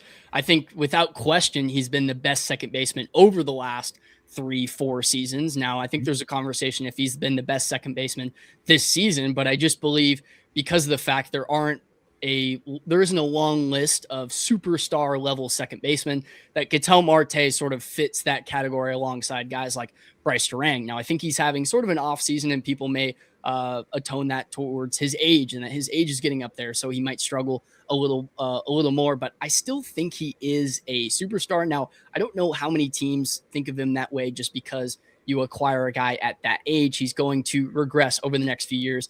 Maybe I might say over. I just think he has that reputation over the last few years. Maybe teams aren't watching as close as some others about how he's been playing this season in particular, but I still do think a lot of teams view him as a superstar. His trade value is one thing. He does have 10-5 rights, so he does have to agree to a trade. So that's sort of the tricky thing with Ketel Marte and some of the trade rumors around him this season. But I still think there are a lot of teams that think of Ketel Marte very highly. I mean, Torey Lovullo will probably tell you he's the best second baseman in the league, and there may be some debate on that, but Torey thinks very highly of his own players. Well, Torey should, and Torey's always thought highly of his players. That's one of the things I think a lot of his players like about him. But, you said his reputation. Well, Ketel doesn't always and hasn't always had the greatest of reputations, and I'm sure, gentlemen, that you're aware he unfollowed the Diamondbacks on his Instagram, and he scrubbed all the Diamondbacks content from it. It probably has to do with the negative fan reaction of him not challenging that third strike call in the final at bat on that Cardinals series game where he was swinging at the first pitch. And it was after they loaded the bases against the Washington Nationals, and people were like, "Take a pitch," including me. When he swung, I was throwing stuff at the television. I was, "What are you doing?" And they eventually lost that game and lost that series, which was big for them. They lost that game 7-10. Cheez, I'm going to start with you again. What do you think about players having social media, and is it more beneficial or detrimental to themselves, and more importantly, their team?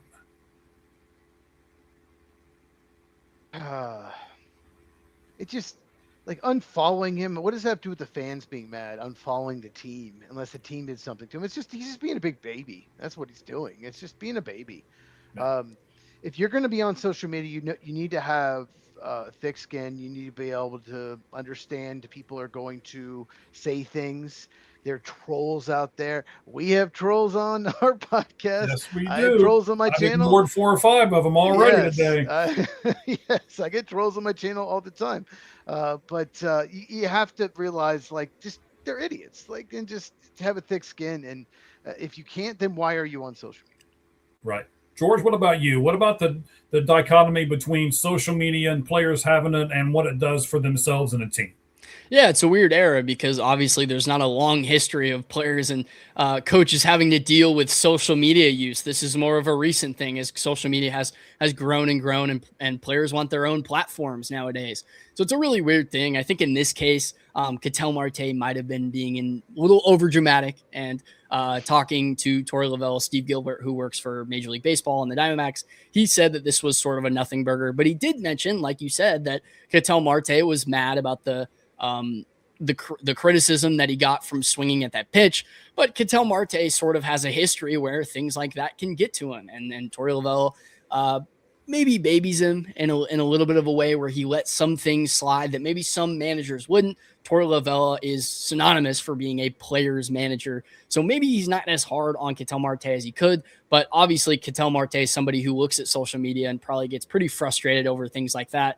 But for the most part, from what I've heard from Diamondbacks insiders, is this is sort of a nothing story, but all at the same time, I think you can look further on this, is that Ketel Marte, I don't know, maybe doesn't have the best relationship with the fans right now.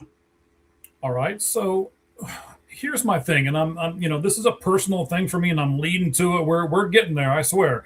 If you are a superstar and you act like this, aren't you saying, like, stop being mean to me, right? And aren't you really going, I can't stand the criticism, and I don't want you to do that to me.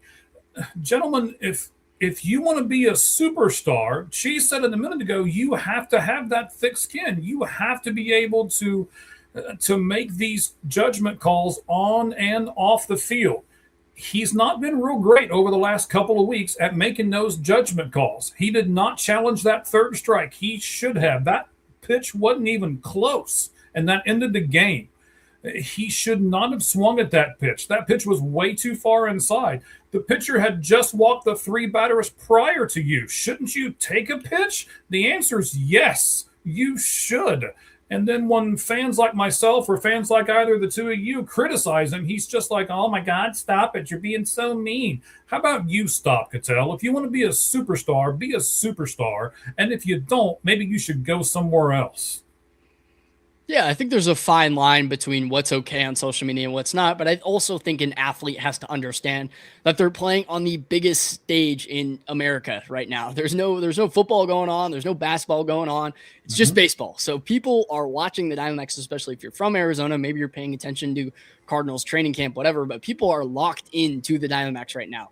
And if you make a mistake like that, and obviously, especially with that called strike 3 thing, people are going to criticize you online, because when it's mental mistakes, that's kind of where things go wrong. And especially criticism is earned. Obviously, like I mentioned, there's a fine line between being personal and then criticizing Ketel's play. But I just think as a player, you have to understand that if you make a mistake on the field, that this is Major League Baseball, and people love to talk on social media these days, that maybe stay off social media. Otherwise, you're going to see things that are going to frustrate you. But I definitely agree that, there has to be something to where you understand that there's going to be criticism. You have to be okay with that. You can't overreact to each thing that people are talking about you online, unless it is personal, because Ketel Marte has had a history where some people have taken personal shots at him and it hasn't been okay. And he hasn't taken it very well, which is totally understandable.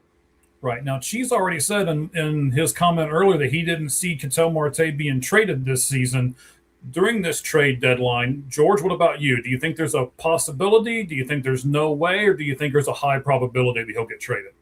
I don't see it. Like I mentioned earlier, he has his 10-5 right. So Ketel Marte has to approve a trade to another team. He's already made a list of teams that he won't go to. And I just think Ketel Marte doesn't want to leave right now. I don't think the organization wants Ketel Marte. There was obviously a situation last year where the organization was frustrated with him taking off games. Some insiders have tried to make the claim that they feel that way this year, but Torrey and other people have disproven that, said that's not the case. They feel very comfortable about Ketel. The organization loves him. The players love him. They talk very highly of him. And more importantly, Ketel Marte doesn't want to leave, and he would have to approve a trade. I think maybe down the line, depending on if the Diamondbacks start to struggle, maybe in the offseason, but I just don't see it happening at the trade deadline, especially while the Diamondbacks are still contenders. I think if anything, this organization, this management is going to is not going to do anything at the deadline, which would be very frustrating. But I think there's no way at this point they sell. And if they do sell, it's probably not going to be any of their stars. All right. So, gentlemen, I'm tired of Ketel Marte. I'll be very honest. As a Diamondbacks fan, as a guy who sits here and watches this team night in and night out, I'm tired of him. I'm done. It's always something every year, like you just mentioned. Last year was he takes off too many games, and he went back home and he came back, and there was all of that stuff that we don't have time to bring up on this show right at the moment. But it seems like there's something every year, and I am ready to trade him. And I know the Tampa Bay Rays want him, so here we go. I know most people don't know these farm systems, so I'm not going to go into a big rant about who these people are, but look them up. Here's what I want. AAA outfielder first baseman Trey Morgan. That's their number 29 prospect. I want their AA right-handed pitcher Santiago Suarez. Again, you can go to Tampa Bay's site and look all these guys up on their top 30. And then I want AAA pitcher and right-hander Ty Johnson. You give me those three guys, you can have Ketel Marte. Even though he's on a team-friendly contract, I'm giving it to you because I'm just simply sick and tired of him. Do you think that happens at all, Cheez? Do you think maybe the Diamondbacks front office is sick and tired of him too? Or do you think the performance on the field outweighs that? Performance on the field, but at the same time, because of that, all that stuff, his trade value is probably hurt. So you're not going to get what you want for him. I think they might listen if they get blown away, but that's just not going to happen. I think there's less than 1% chance he gets moved. Wow, less than 1. George, would you put it that low? Less than 1? He's got 10-5 rights. So yeah, it depends. They've shopped him multiple times, and I feel like if they would have found a trade that they really liked, they might have pulled the trigger. The offseason, of course, there was plenty of talk about trading Ketel Marte. So maybe they just don't like where the market is at right now, or maybe there are a lot of people within the organization that are really split. Obviously, Torrey loves him. Some other guys in the organization love him, or maybe there's some people that want him out. So I think the organization might be split right now. But I think, again, it's up to Ketel whether or not he wants to leave. So that's really the tough part about where the Diamondbacks are right now. Maybe they did have a trade in line over the offseason, but Ketel can deny it at the end of the day. Mm-hmm. Now, I know Tampa Bay wants a second baseman. That's probably the one spot where they're not really producing if you look at their team. And again, I talked about this earlier in the podcast. I think that the Rays are really going to be out there and they're really going to go for it. So that's the reason why I was doing this particular trade. So if they go after a starting pitcher, though, gentlemen, what do you think they can reasonably acquire? Let me give you the guy that I like. For my pick, I would like for him to go out and get Foster Griffin from the Nationals. 132 to 28 K for walk. Only 38 earned runs in 21 games. And Cheez and I talked about this earlier in the podcast. He is an expiring contract and was signed to a 1 year, $5.5 million. You're probably going to have to pay $2 million or so. Cheez, what do you think about the Nationals giving up on Foster Griffin because of where they are, and maybe the Diamondbacks acquiring Foster Griffin? I don't know if they're going to sell. Definitely, if they are, they could probably get something for him for sure. Mm-hmm. What about Emerson Hancock? Is that his name? From the Seattle Mariners. Yep. I think he'd be such a good fit. He's like a sinker slider guy, like a lot of ground balls. I think that fit well in the Diamondbacks stadium. I like that fit. I wonder what you guys think of him. I like Emerson Hancock a lot. I think that would be the big go get for the Diamondbacks alongside a guy like Reed Detmers, and they'd have to unload a bit of their farm system to go out and get him. But the Diamondbacks like their controllable guys. They don't have a long history of going out there and getting rentals, although they've made a lot of trades in the past. So I think if they're going to go out and get a controllable guy, Emerson Hancock is a guy that definitely fits, like you mentioned, controllable, sinker. They have a really good defense behind them. So you like a pitch to contact sort of guy. I think Foster Griffin is a good guy to go out and get too. I like him a lot. Just saw him in the last series, Diamondbacks versus Nationals. But again, there is the question, if the Diamondbacks sell if the Nationals sell, they're in a weird spot alongside some of those other teams. The NL wildcard race has been really weird this year. There's not a whole lot of sellers. It's definitely a seller's market. So the team sitting at the bottom can get a big chunk of change for all these pitchers, including Emerson Hancock. He's probably going to, if he does get traded, he's going to go for a pretty penny. Now, in the same episode, George, that you did with Gabriel Moreno, you mentioned a couple pitchers. I like one of them that you really mentioned, too. His name's Shane Bieber. I got his autograph not too long ago. It's one of my prized possessions over there in the corner. It's a really nice card, but he took it from me, was really nice, talked to me for a moment, signed it. So it's one of those things where it's like, oh, yeah, now I really like Shane Bieber, and I'd love for him to come over here to the Arizona Diamondbacks. But, George, why do you like Bieber so much, and why do you think that they could actually go to Toronto and get him? Yeah, so I believe he just fits in their price range. I think that's number one. The Diamondbacks and the organization has sort of hinted they don't want to add a ton of money at the deadline. This is their most expensive team in team history this year. They're closing in on that luxury tax, so it just feels like they're going to have to get somebody that fits what they want money-wise, and Shane Bieber does just that. He's an unrestricted free agent in the offseason. Of course, you guys mentioned it with the lockout next season. I think that does affect how teams go out there and go for the deadline. Maybe a guy that's a rental is better. If anything, you go out again, a controllable guy, you lose a year of control on him. I don't believe the contracts are going to change just because there's a lockout. So I like Shane Bieber within that sense. I also think that Shane Bieber is a guy who's been there, done that in the World Series just last season. He has postseason experience. You want a guy that has postseason experience, especially if you're going to make a big run. You want a guy that's been in those big moments. Shane Bieber has been one of the best pitchers in baseball in his career. Of course, he's dealt with some injuries recently, but this season, as he's gotten healthier, he's been better and better. And the funny part is I was almost looking at him like an hour ago, and I believe he walked 6 batters in his start today. He had a really bad outing today, but maybe his trade value goes down as a result, and the Diamondbacks can get him for a little cheaper. So I just believe he fits their mold. They're looking for a 4 or a 5 right now. I think you have the front of your rotation set with Corbin Burns and Eduardo Rodriguez. They have a few other guys, so I just believe a 4 or a 5 is realistic for them right now. Obviously, a big splash would be a guy like Griffin or a guy like Detmers or a guy like Emerson Hancock, but not 100% sure if they do that just with how much they have invested in the rotation right now. All right, so we're talking about the new people that the Diamondbacks might go out and get. George, you're the new guy over at Locked On Diamondbacks, and people might turn to you for this kind of stuff with Diamondbacks coverage. Why should they do that, George? Give us a 30-second spiel on exactly what you bring to the table and why people need to come over to Locked On Diamondbacks and listen to you 5 days a week. Yeah, I'm a high energy guy. I love covering the Diamondbacks. I live and breathe baseball. It's so fun to me. It's a passion, and I've really dived into this team recently. And the more I cover this team, the more I'm going to know about this team. I've covered ASU for the last 2 years. I've been around Arizona, so I know the team. I'm familiar with the fan base and everything that comes along with it. I give a really a different take, I'd like to think. I look around at all the other Diamondbacks podcasts, and I believe I give a fresh perspective. I like stats, but I also like to tell you what it is. And, I feel like I have my own sort of personality that's different from a lot of different guys. So, I take bits and pieces from maybe all the other Diamondbacks podcasts, but I like to think that I give a unique take.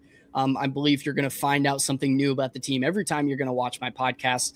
And also on top of that is the reason that Locked On has been successful as an organization is because of the 5-day-a-week podcast. So you're getting consistent Diamondbacks podcast every single day throughout the work week. So you're never gonna miss out with some content that I'm going to be able to provide. So a lot of things to like. I'd love for people to continue to give me a chance. All right, so you mentioned ASU, George. If I go after a hitter, I want a very specific former ASU Sun Devil, Spencer Torkelson. I think if the Detroit Tigers start selling, I think there's a good possibility they sell him.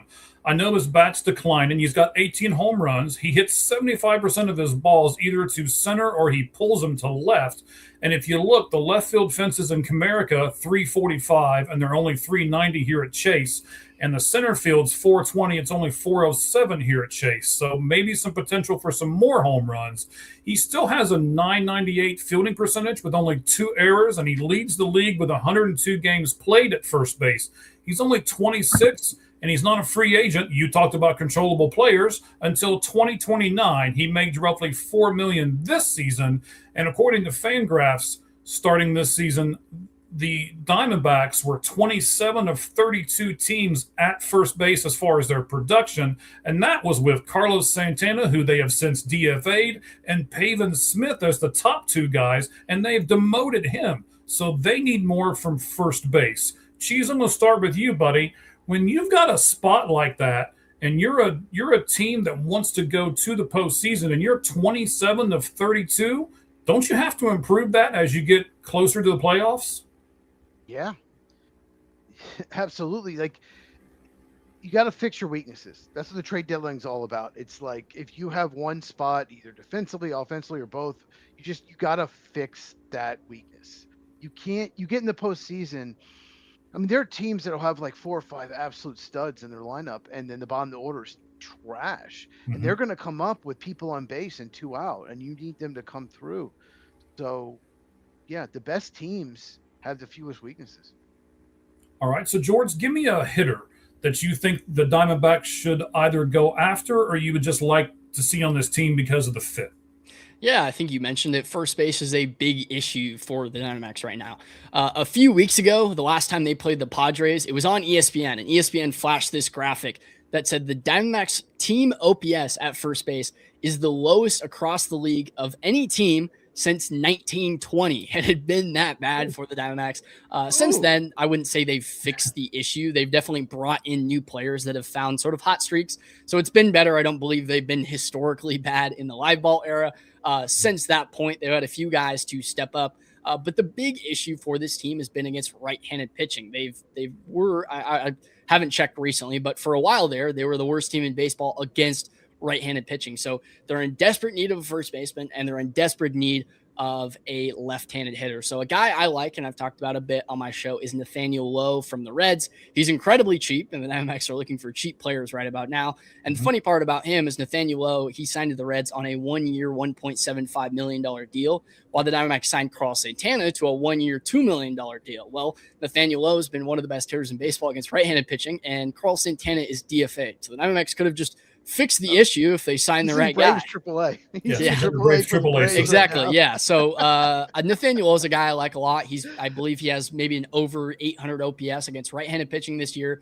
They desperately need a first baseman. They've been rolling out with Tyler Locklear, who's a second-year player, who's had a great stint up in the majors, but you never know how long it's going to last. Tim Tawa is a utility guy they have. He's sort of played all over. Don't know if you can rely on him to be an everyday first baseman. Ildemar Vargas is also a utility guy who's played everywhere for the Diamondbacks. So they're kind of they just have a bunch of utility guys at first baseman right now. They like to get somebody that can play almost every day, and you're going to see a lot of righties. So Nathaniel Lowe is a guy you can play there every day. So he's a guy I like a lot. That's sort of a cheap option. They could go really high. We talked about Luis Garcia of the Nationals a few times on the show, but again, I don't know if they're going to be sellers. So he would have been a nice option, but Nathaniel Lowe is a guy I like a lot. Just feels like he fits their mold. He's cheap, unrestricted free agent in the offseason, and fixes some of their issues that they have right now. Yeah, I like that fit. Actually, I know the Reds and the Diamondbacks. Those are the two teams that I look at the most. And I said it with Shane Bieber earlier. I got a really nice one of 499 for Nathaniel Lowe that I got him to sign for me. So, yeah, I like him a lot too. But I do. I agree with you that he fits the mold, as you like to say. Fantastic. So do the Diamondbacks have any untouchable prospects? That'll be our next spot here. My opinion is no.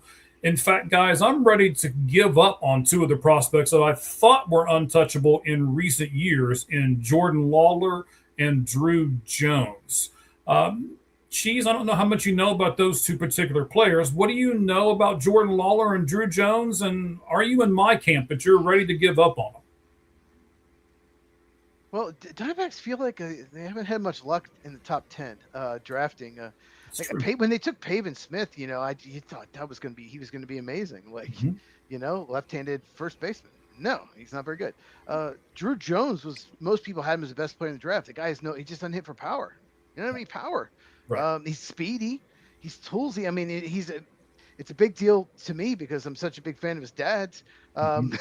So we'll talk about his dad here in a little bit. I wouldn't trade Case and Cunningham. That's probably pulling out people from their system. Look at you, Cheez. I watched, me in the drafts. There's a first round pick last year. It's true. I know. I really like him. I think I think he's going to hit. He can hit. I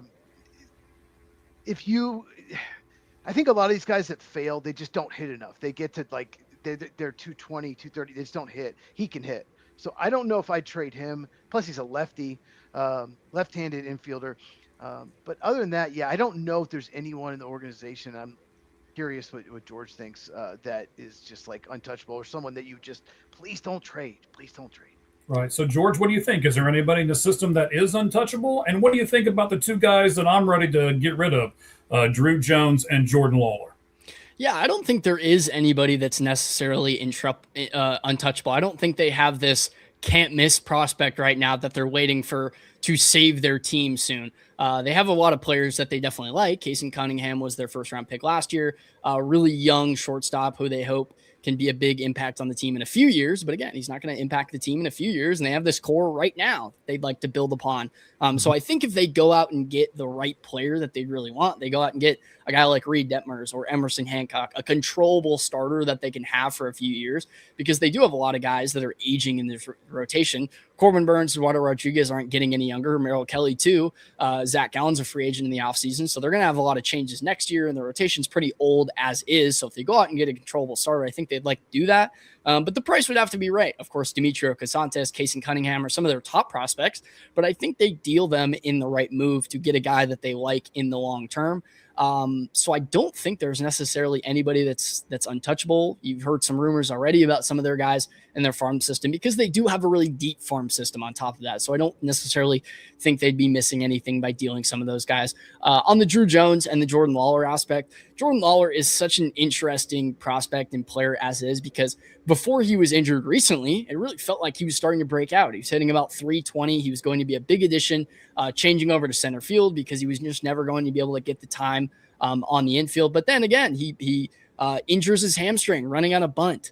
And it's like, man, if you can't stay healthy running on a bunt, then how can we rely on this guy? So I think there's something to be said that I was almost going to mention it on my show. Could you use Jordan Lawler as a trade chip? But who would take a flyer on Jordan Lawler when he hasn't had a proven history of being healthy? Now, there's been some things that have sort of been freak injuries, you can almost say.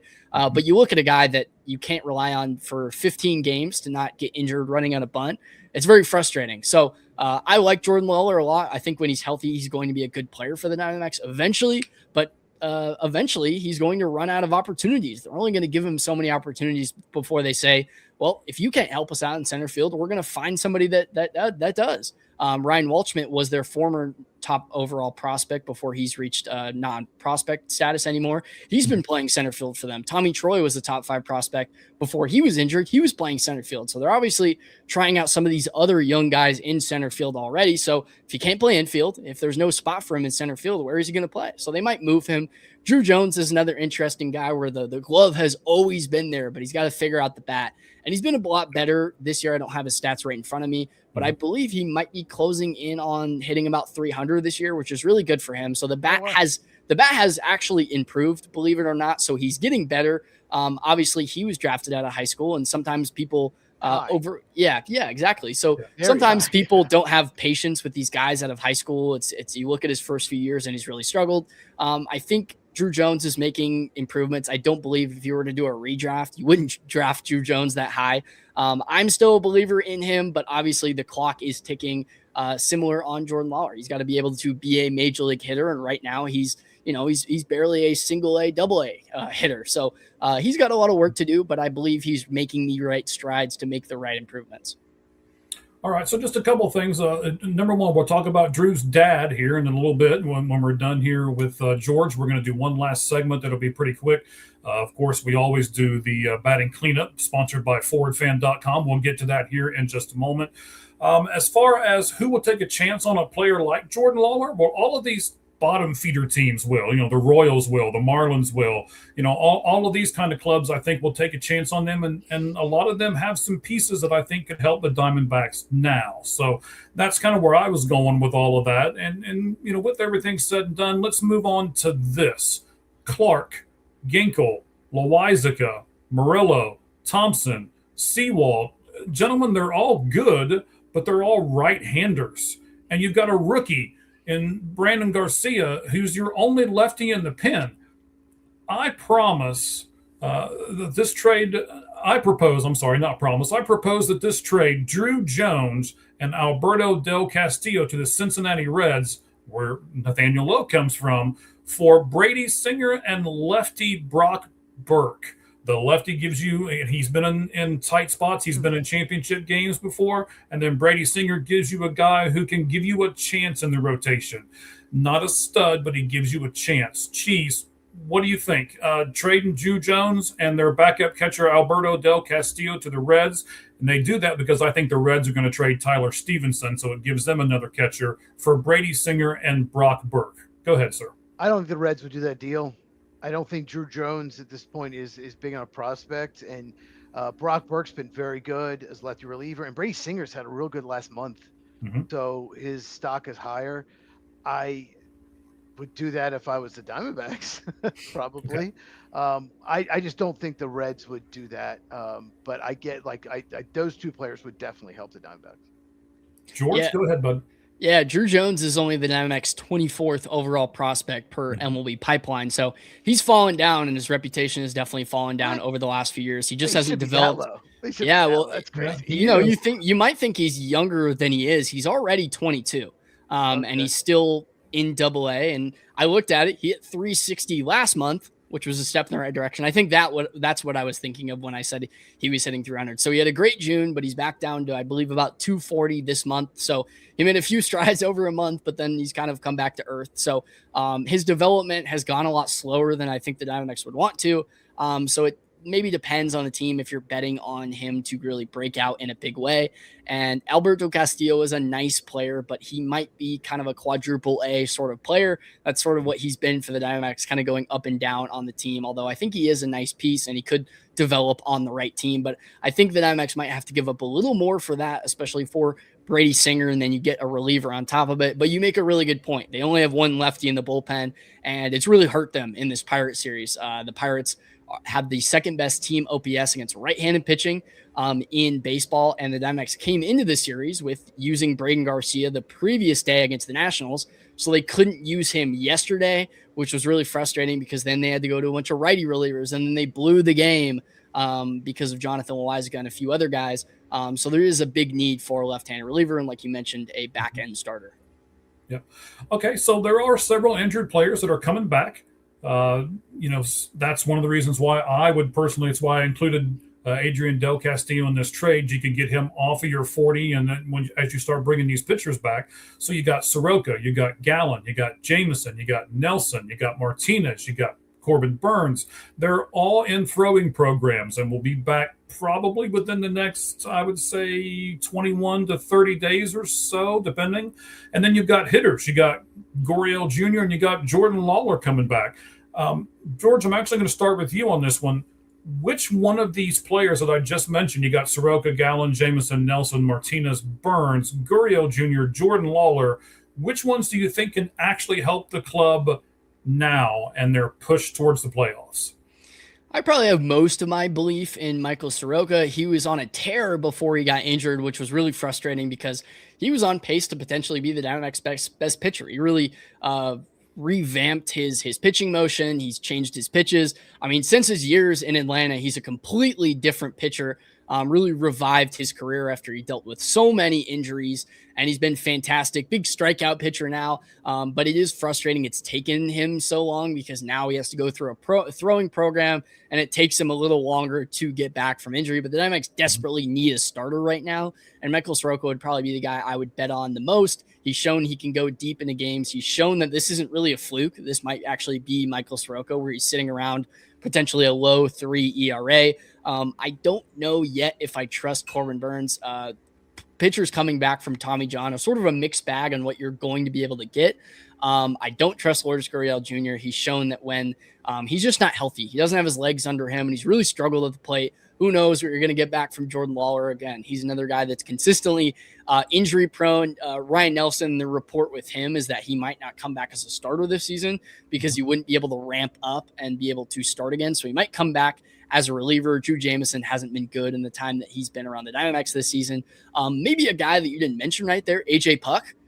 He's had a few setbacks, and I don't actually know what to deal with it with is AJ Puck. I'm not counting on him. Yeah, they need a left-handed pitcher, and he'd probably be the guy that would be best in that bullpen. I love Martinez, and I think he should be the Diamondbacks closer. He would be if he were healthy. And Paul Stewart has a 5 ERA after another blown save tonight.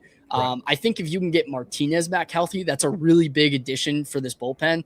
We've talked about a lot what the Diamondbacks need at the deadline, and it's relief pitching and it's starting pitching. Well, they have all of that on the injured list. It's just a matter of when these guys are going to come back because they've had so many setbacks and what you're going to be able to get out of these guys when they do come back. Are they going to be their former selves, or are they still nursing some injuries until the rest of the season?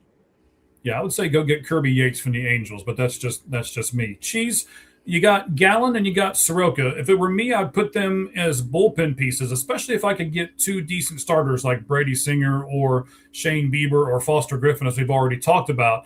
Jameson and Martinez, I would probably put them on lengthy rehab assignments and just kind of put them on the shelf until next year.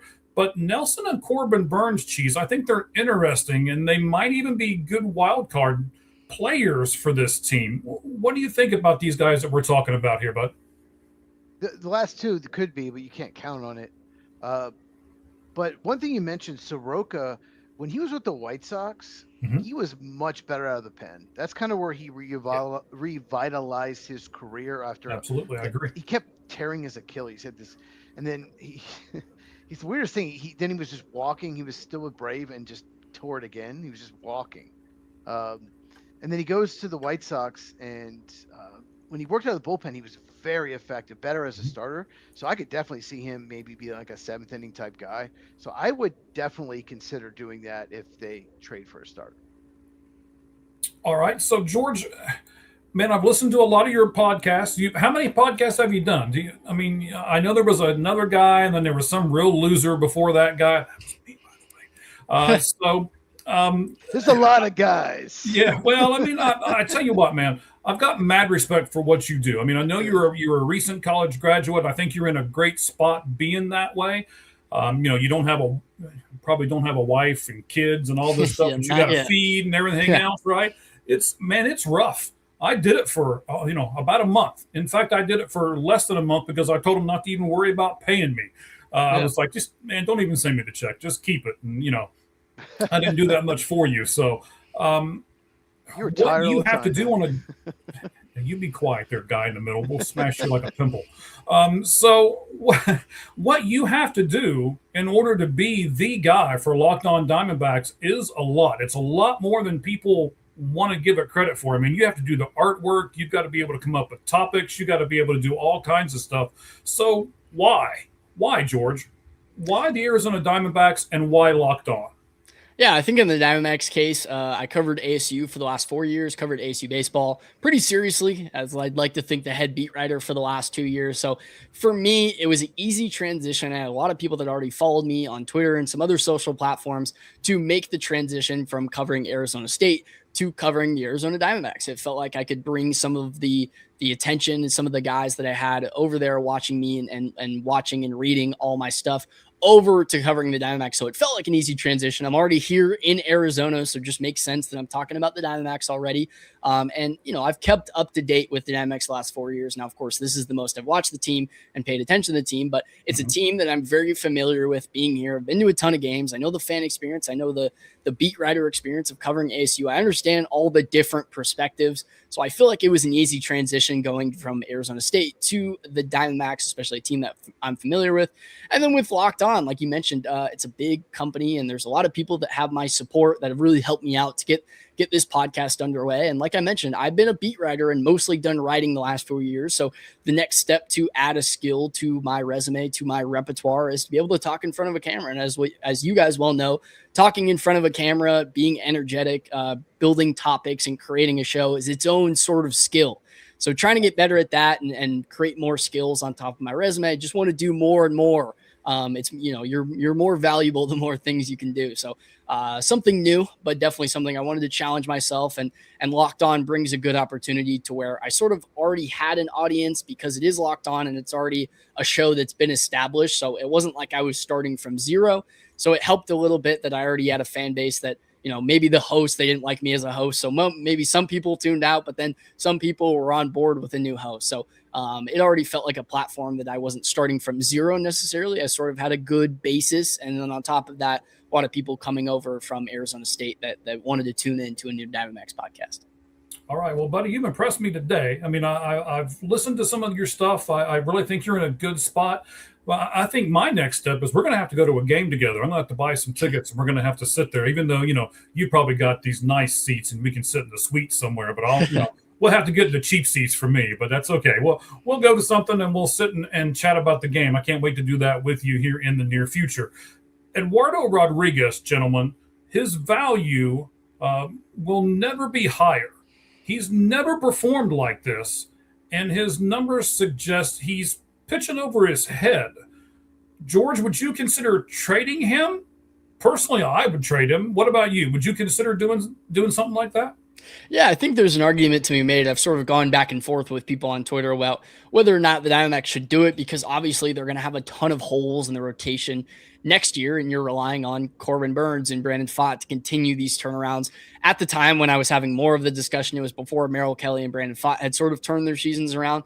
But like you mentioned, his value is never going to be higher. He was the worst pitcher and one of the worst pitchers in baseball the last 2 seasons. And like you mentioned, he's top 5 in the league in left on base percentage. And it's just a mark that he's not going to be able to sustain. He doesn't throw 100 miles per hour like Chase Burns or Jacob Mizorowski.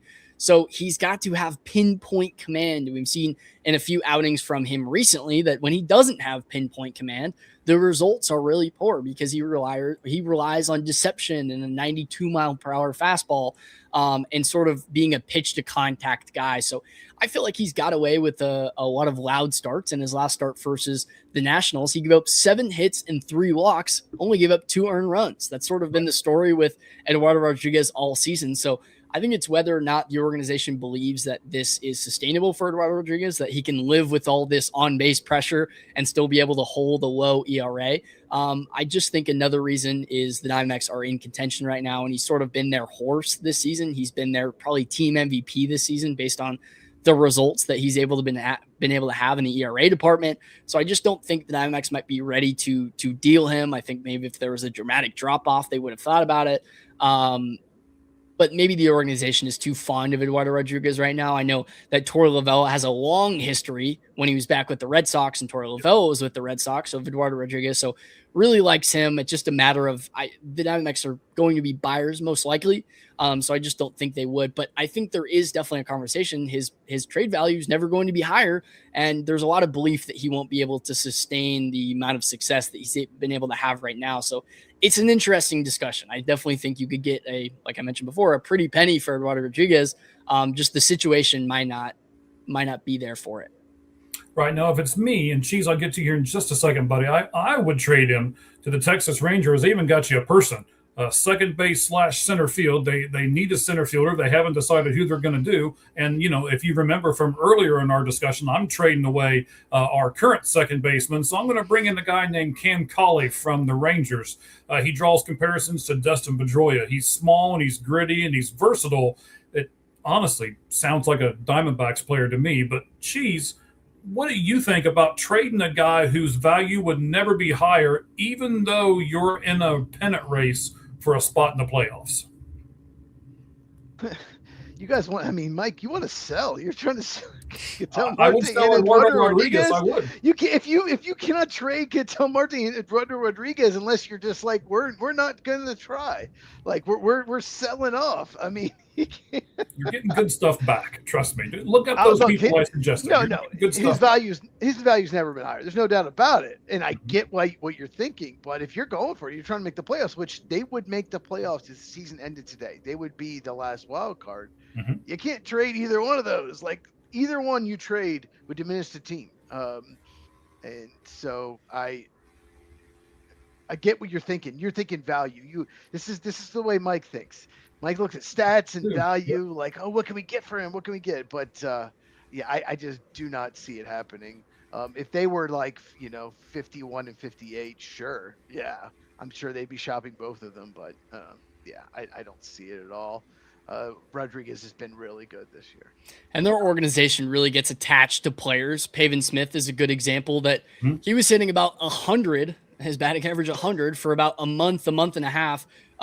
Like I mentioned, the Padres or ESPN flashed that graphic that they've been historically bad, and they still wouldn't give up on him. All Mike Hazen and Torey Lovullo could say was that it's coming.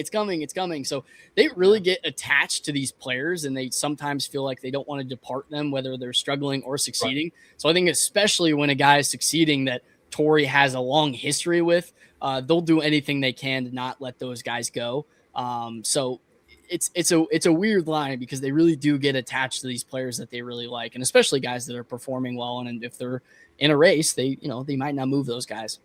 And that's what I try really hard not to do is get attached to these players, right? There are certain, I've got a Pavin Smith autograph right over there. He took his time, talked to me and everything else. I like Pavin Smith, but he's not my end all be all first baseman, right? You've got to perform.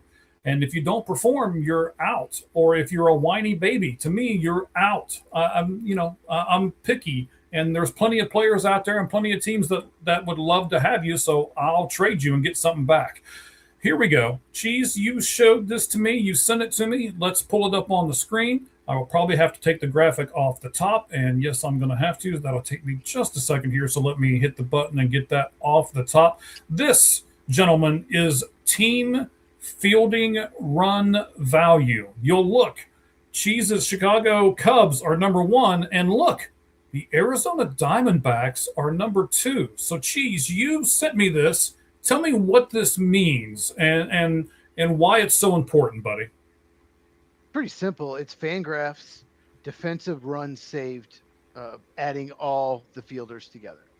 So when you hear defensive runs saved, this person leads the league. This adds up the entire team. So if you have like a really good shortstop, but the rest of the infield's terrible, you probably might have a negative, DFS.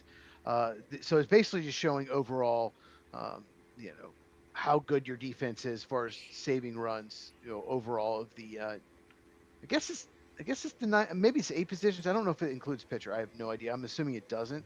But, no, I don't think it does. Okay, that's basically what the chart is. It's just showing who has the best overall defense in the league. All right, so George, what kind of merit would you put behind this stat? As Cheez explained, this is everybody's defense put together, and the Diamondbacks ranked 2nd. Yeah, I think it's really important for this team in particular. You'll notice with a lot of Diamondbacks pitchers is that the way they succeed is just pounding the zone. You're not going to see a lot of strikeouts from a lot of different Diamondbacks hitters. They just pound the zone, and there are a lot of pitch to contacts. Brandon Pfaadt, the reason he's turned his season around is because he's about a 70% strike rate. He's just pounding the zone. But the reason they can do that is because they have such athletic fielders behind them that continue to make plays. We just talked about Eduardo Rodriguez. A big reason why he's been so successful being a pitch to contact guy is because Geraldo Perdomo, Gabriel Moreno, Corbin Carroll, a lot of these guys have saved them from some pretty hard hit balls. So it's a big reason why the Diamondbacks have been so successful this year. It's a pretty underrated reason why they've been so successful this year is that they have this lockdown defense behind them. So I think it's really important. You'll see, the Diamondbacks have had so much go wrong for them, but defense has been a big reason why their bullpen, some of their starters have been really successful this season. So I put a lot of value into this, especially when you look at how the team has operated this year. The Diamondbacks certainly have made some starters look better than maybe they've been. This Eduardo Rodriguez, like I mentioned. So I put a lot of value behind this. They have some really good defenders. I mean, when you add Nolan Arenado to a team that's already pretty good defensively, that only bolsters what it's been. And Geraldo Perdomo, Gabriel Moreno, probably having their two best defensive seasons of their career. All right. So, George, I'll stick with you for a second. Only 7 teams on this list are in double digits, and 3 of them are in the National League West. Does that say anything about how tough this division is? Yeah, it's a really tough division. I know some teams have underperformed, but it almost feels like the Rockies are still somewhat of a quality team just because of some of the bats they have. Well, The Giants still have plenty of talent, although they've struggled this year. But then you look at sort of the top up. The Padres are a really good defensive team. They have some superstars that have underperformed. The NL West is sort of a weird team this year. Some teams have underperformed. Some teams have maybe overperformed. I think the Diamondbacks have certainly overperformed. But yeah, it's a tough division. I mean, when the best team in baseball leads that division, it's always going to be pretty tough top to bottom. Right. So, Cheez, 7 teams are in double digits that lead this graphic, and then there are 7 teams that are in the negative by double digits too. Do certain teams just not care about defense, or why do we have 7 teams in the bottom that are that bad? None of the Mets ever cared about defense. Well, I mean, the Angels are bad at everything. That's not surprising to see them low. But I mean, if you look at those teams, the bottom 7, none of them would make the playoffs if this season ended today. So I think the bat is more important. I think that's obvious. But some teams they're willing. I don't know. I'm not in the front offices, but I think it's really important. And some teams you can tell, like Arizona, like St. Louis, like Chicago, they put a huge emphasis on not only guys that can hit, but guys that can field. But maybe he may not, maybe a league average batter, slightly below, but he's going to make the play. He's going to have great range. So, yeah, if you just look at the teams, the Cubs and Diamondbacks at the season end today would make the playoffs. Yeah, there's a big correlation between teams that make the simple plays, make the hard plays, save their pitching staff, that are going to be successful. I mean, you can look top to bottom. A lot of those teams, if you're making the plays, if you're top in defense, you're going to be a successful team. I know the Blue Jays have maybe underperformed a little bit, but defense is a big thing that people don't give a lot of players credit for. I talk about Pete Crow Armstrong a lot. People don't give a lot of credit for how dominant he is defensively, and he's a big reason why the Cubs are at the top there. Man, stop sucking up. And but the thing was, like with the Cubs, like 47 runs saved. That's a lot of wins. No. They've won more games than they've saved their pitchers. Let's put it this way. A lot of wins. They've saved their team a lot of wins by having that elite defense. And it's not just PCA. PCA obviously is the biggest part of it, but Ian Happ in left field, Dansby Swanson at short, Nico Horner at second, all could win the Gold Glove. So they have so many guys. I don't know if they have a spot where they're weak. Maybe right field is the only spot that you might say is even below average. So that's just to have all those players. You hit it anywhere pretty much except right field to have, a Gold Glove caliber. That's just incredible advantage. Right. So, Cheez, I'm going to do one last thing here with you on this graphic, and then we're going to take it off the board. We got one more question to get to here, and then we'll have George plug some of his stuff here at the end. But you've got Seattle, you've got Minnesota, and you've got Pittsburgh in the bottom tier of this. Is their defense going to keep them from making the playoff push? Yeah. Look at those numbers. I mean, you miss it by a game or two. That's terrible. Yeah. That's it. Yeah. Okay. It can be that simple. It can be just a yes. The answer is yes. I'll give you a good example. The Pirates made 3 errors against the Diamondbacks tonight, and they lost by 1 run. 2 of those errors, I believe, turned into a run. So there you go. There you go. All right. Look at this. All of us combining together to make a great show. Look at that, how that all happens. All right. So lastly, gentlemen, Fangraphs. It's not counting today's win against Pittsburgh. It is counting yesterday's loss against Pittsburgh. Fangraphs gave the Arizona Diamondbacks a 31.8% to make the playoffs. Cheez is at a high enough percentage to push all your chips into the middle and go out and get 3 or 4 players at the deadline. Wait, the Diamondbacks? Yes. 31.8% right now? Correct. That can't be right. It is. I looked it up before we. It was so again. It was as yesterday. They're wrong because, like, first of all, they make the playoffs if the season ended today, and second of all, they don't have the hardest schedule left compared to a lot of those teams. So you got to remember. We were talking earlier. They do play the Cubs. They play the Phillies. They still play a lot of these teams that are close to them in the wild card, and I think that's where this percentage is where it's at, because if they lose a lot of those games, then they're going to get knocked out of that race. I could be wrong. I might have been mixing them up. I thought they were on a list of like one of the easiest schedules, but I would give a greater, much greater, to answer your question. I believe it always also factors in the fact that there's so many teams in that NL wildcard race right now that it's sort of maybe splitting that percentage between a lot of those teams. In this race right now, if the Diamondbacks go on a 4-game skid, they might be 3 spots down below the NL wildcard race. So I think it is just the amount of teams that are in this race right now, and really only maybe the Cubs have quote unquote run away with it, but even then they're only maybe 5 games above that last spot. So there's just a lot of teams in the race right now. Maybe that percentage goes up to about 35 or so after this win today. So it's a tough race. And it would really go up if they'd win tomorrow's game, because then they have the tiebreaker against Pittsburgh too. So big game tomorrow for the Arizona Diamondbacks. So, gentlemen, I believe Cheez already answered this question. He was surprised it was 31.8. It was that low. George, are you in that same boat? Are you surprised that it's that low, or would you give them a higher percentage to make the playoffs right now if they make no moves whatsoever? I still think that a lot of fans may not understand how many players the Diamondbacks have on the injured list, that this team can theoretically not at the deadline and still get some superstars in the back half of the year. I mean, Corbin Burns could lead their staff on any given season, but there's a lot of question marks relying around a lot of those guys. Michael Soroka can be a good maybe 3-4 on a contender. So they have a lot of good players that are going to come back from injury. So if they don't make a move, they're still going to get better as the season goes on.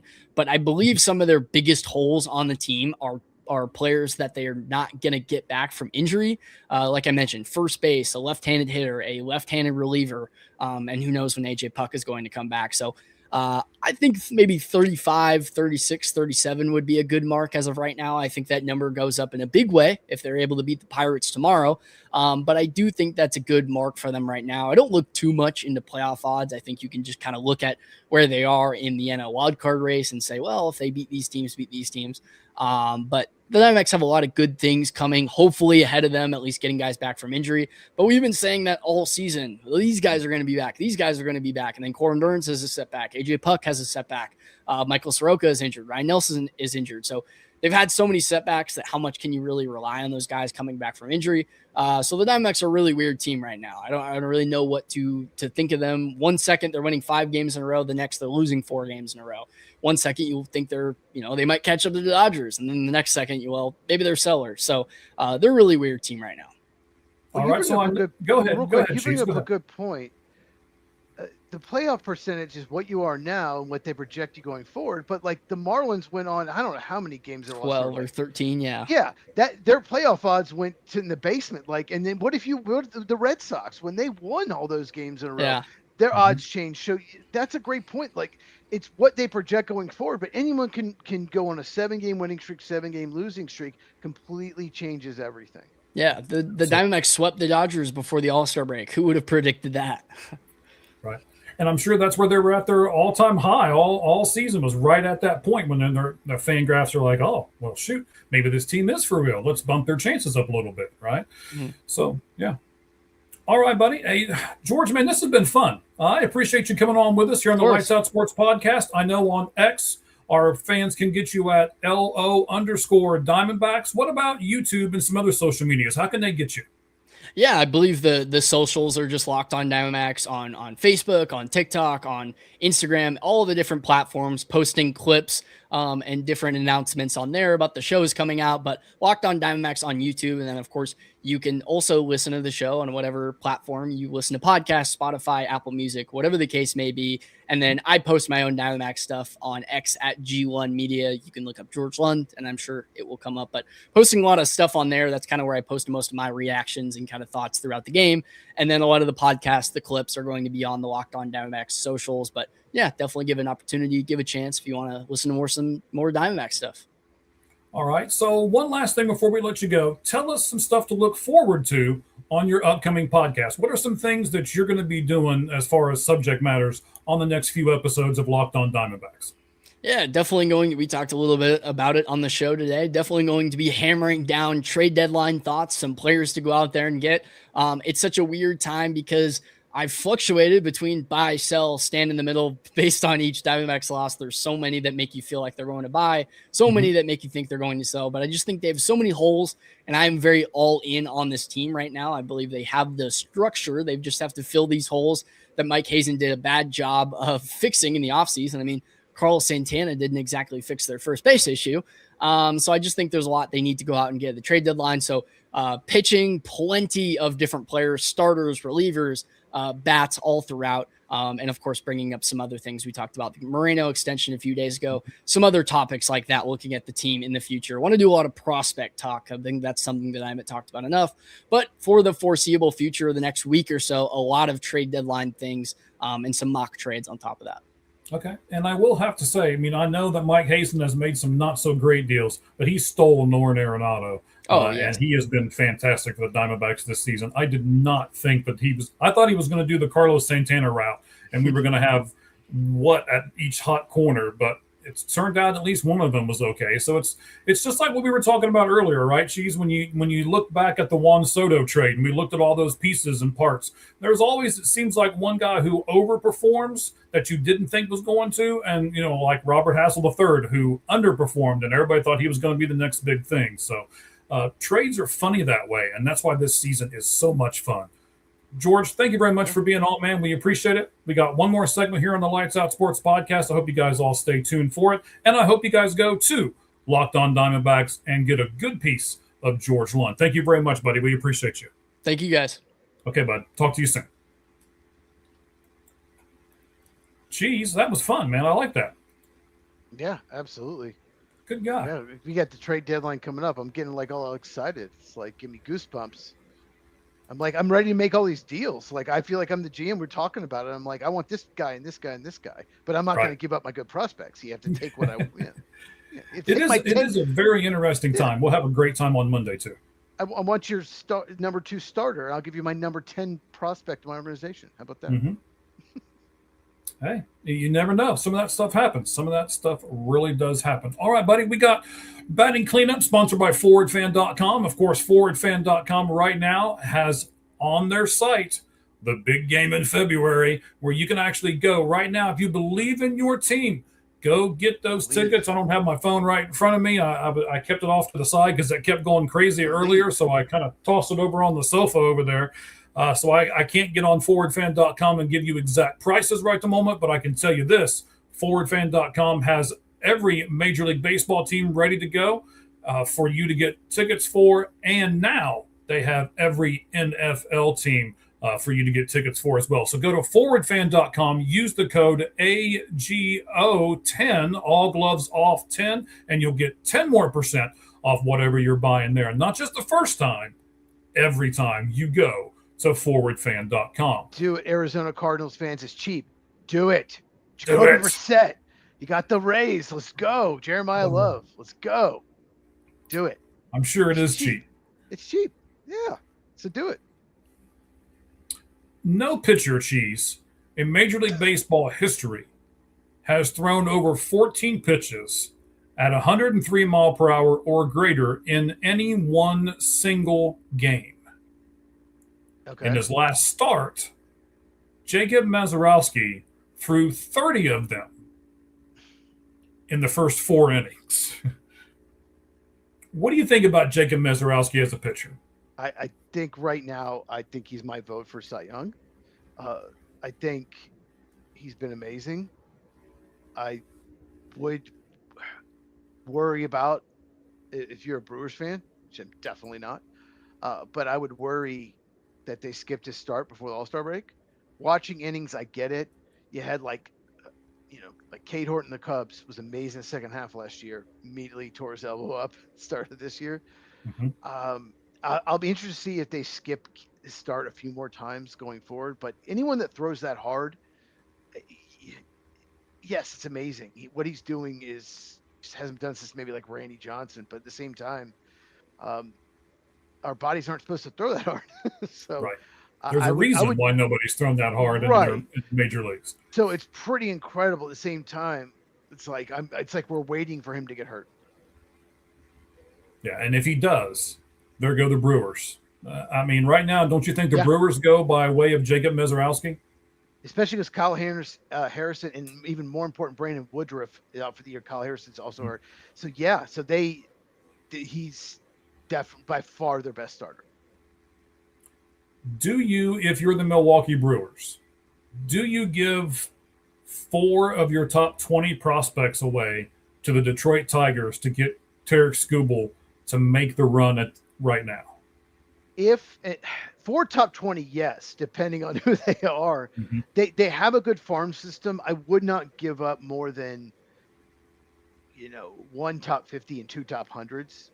But I would give up 4 of the top 20. I think if I were them, they could use a bullpen pitcher as well, a late inning reliever. But they have a really good team, and they just can't get over the hump. And part of the reason is they don't really go for it at the deadline. So yeah, I think it's time is now for the Brewers. Okay. So we teased this. Let me put it up on the screen here. Dylan Cease, I teased it in the open, has actually done something that has got him on par with Nolan Ryan. And here it is, buddy. So Dylan Cease is the second MLB pitcher in the modern era to go 8+ innings, allow no more than 1 hit, and strike out 10 batters in consecutive road starts. The only other person to do it, Nolan Ryan, who did it in April of 1989. I don't know about you, Cheez, but I was looking at this stat, right? So 8+ innings, no more than 1 hit, and strike out 10. I thought somebody else would have done that before now. What do you think about that? Or is that just that much of a crazy stat that there's a reason why only Nolan Ryan and Dylan Cease have done it? Well, 1 hit, 8 innings and 1 hit. That's just on the road. Like all that, there's a lot there. That's why it hasn't been done a lot. But that's pretty incredible. And they got criticized for giving him over $200 million, and it will probably bite them in the butt later on in the contract. But he's been tremendous this year. It's crazy. If you told me that Dylan Cease would be pitching this well, I would have thought the Blue Jays is the best record in the American League. I would have, because he went on the team last year and they were as good as anyone. So, yeah, it's pretty incredible. It is pretty incredible. I'll give it that. That's an incredible stat, but I don't know. It's just Nolan Ryan to me is the man. And anytime you can put yourself in a conversation with Nolan Ryan, you got to take full advantage of doing that. He missed a lot of bats. Yes, he did. All right, so another spot that we've got up here, I also teased this.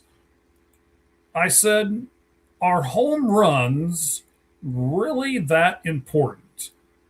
Chicks dig the long ball, right? It's what all the highlights are and everything else. It's all these home runs. But let me show you this graphic here. I'm going to have to take the top part of it off again. But there is the graphic, Cheez. Okay. Are home runs really that important? I'll start there and ask you. Well, the reason you asked is the Brewers are dead last. Mm-hmm. And they have where the Red Sox are. They're in 29th. Yeah. They are important. But if you have elite pitching, you can win regular season games without it. If you have clutch hitters that can put the ball in play, won't strike out. That's what the Brewers have. They've had really good pitching, and they have hitters that will put the ball in play, not high strikeout rates. If you don't hit homers and you strike out a lot, then you're in trouble. I do think it could be a problem for the Brewers in the postseason. You've got to hit some home runs. You can't just manufacture. You're going to have games where you face elite pitching. You're going to have to hit more homers. So yes, it's important, and I think it's rare. It's rare that one of the best teams in baseball has the fewest homers. I mean, if you just look at the, I guess okay, well, And the bottom six. Look at the bottom six. That's what I was going to tell you. I just realized Tampa Bay's in there, Arizona's in there. Yeah, but I mean, there's some bad teams in there as well. But 5 of the bottom 6, I'm going to take out Toronto because they're not really in the playoff mix. 5 of the bottom 6 are in the playoff mix: Milwaukee, Boston, Arizona, Cleveland, Tampa Bay. So we should just get guys that we should get like 9 Wade Boggs, or we should just get Luis Arias. We should get 9 of them. Let's just do it. Is that what you want? Well, but then so the top team, Washington, they're in it. The second one, the Yankees, of course, are in it. The third place, Houston, I guess they're in it. Maybe not, prolific or whatever, but they're there in the conversation. Atlanta's certainly there. Cincinnati is trying to creep up, but I don't think they're going to have enough. Philadelphia, LA, Pittsburgh. I mean, are home runs that important? You've got a lot of people at the top that are doing it with home runs, and you got a lot of people at the bottom that are doing it without home runs. And then your middle teams, that's where Detroit, Anaheim, Minnesota, the Mets, Baltimore, Seattle, Texas, they're all right in the middle. So I don't know. It just depends what else you have. Like if you're not hitting homers, you need to hit for a higher average, and you need to not strike out a lot. It really just depends how your team is built and structured. But it's still important. You have to have some power. It's not like 96 is horrible. I mean, that's still at least it's about a homer a game, right? Mm-hmm. It's just not great. But when you hit a homer, it's 4 times better than a single. If no one's on base. No one's on base. A single's great if you're second and third, 2 out. That's when you want a single. But I love the Reds. Yeah, me too. Yeah. Are they going to sell? Should the Reds sell? Yes, the Reds should sell. They should. They should sell and load up that farm system. Well, I said it earlier. I believe that the Reds are going to be one of these teams that buys and sells. They sell their expiring contracts to try to get some more people in their farm system. I think their biggest get is injured now, so I'm not sure how much they can get because now Spencer Steer is hurt. Yeah, that one hurts. I think it really did. It really hurt. A lot of teams could use a player like Spencer Steer because he can play, like you said last week, he can play anywhere. So if you need a certain position in right-handed power, a lot of teams need that. Well, let's see. Another comment from them. They are bad this year. They're not. Yeah, they're bad. They're average. They're. I hate to kind of admit to it, but yeah. They should be better than they are, especially with a really good rookie like Sal Stewart. Yeah, it feels like Sal Stewart, Ellie De La Cruz feels like Shohei Ohtani, Mike Trout. Chase Burns, Hunter Green's back. I mean, this is like it's not one of those teams where like, oh, we're bad, we're gonna suck in the next few years. No, I didn't feel like that. There's a young core in place, so. It just hasn't gone great this year. After till about April 28th, 29th, it was going really well. But then again, at the same point, they're 50 and 56, and they're 5 games out of the wild card.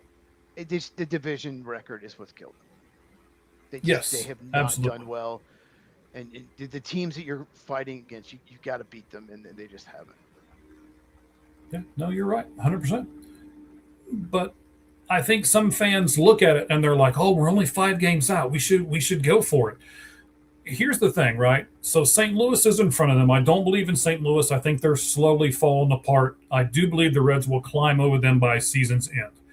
The next team in front of them is the Miami Marlins. I feel the same way about the Miami Marlins that I do the St. Louis Cardinals. The Reds should be able to climb up over them. Then you've got the Padres, the Nationals, and the Pirates. So it's like, okay, you can climb over 2 teams, and I think they will, but then they've still got to get over the Pirates, the Nationals, and the Padres just to get to the final wild card. And I think that's a little bit too much to ask. I I just don't think they can do all of that. Yeah, you could go 14-3 your next 17 games, and the Diamondbacks could go 12-5 in the same thing. Mm-hmm. You haven't barely caught them at all. Like, you've barely moved the needle. So yeah, Right. it's one of those things. The Reds, it shouldn't be a big sell off. Definitely they're free agents and listen on maybe some other veterans, but yeah, it should be trying to improve the farm system and looking forward to, I was going to say 2027. We're not going to have a season. 2028 and beyond. Here we go.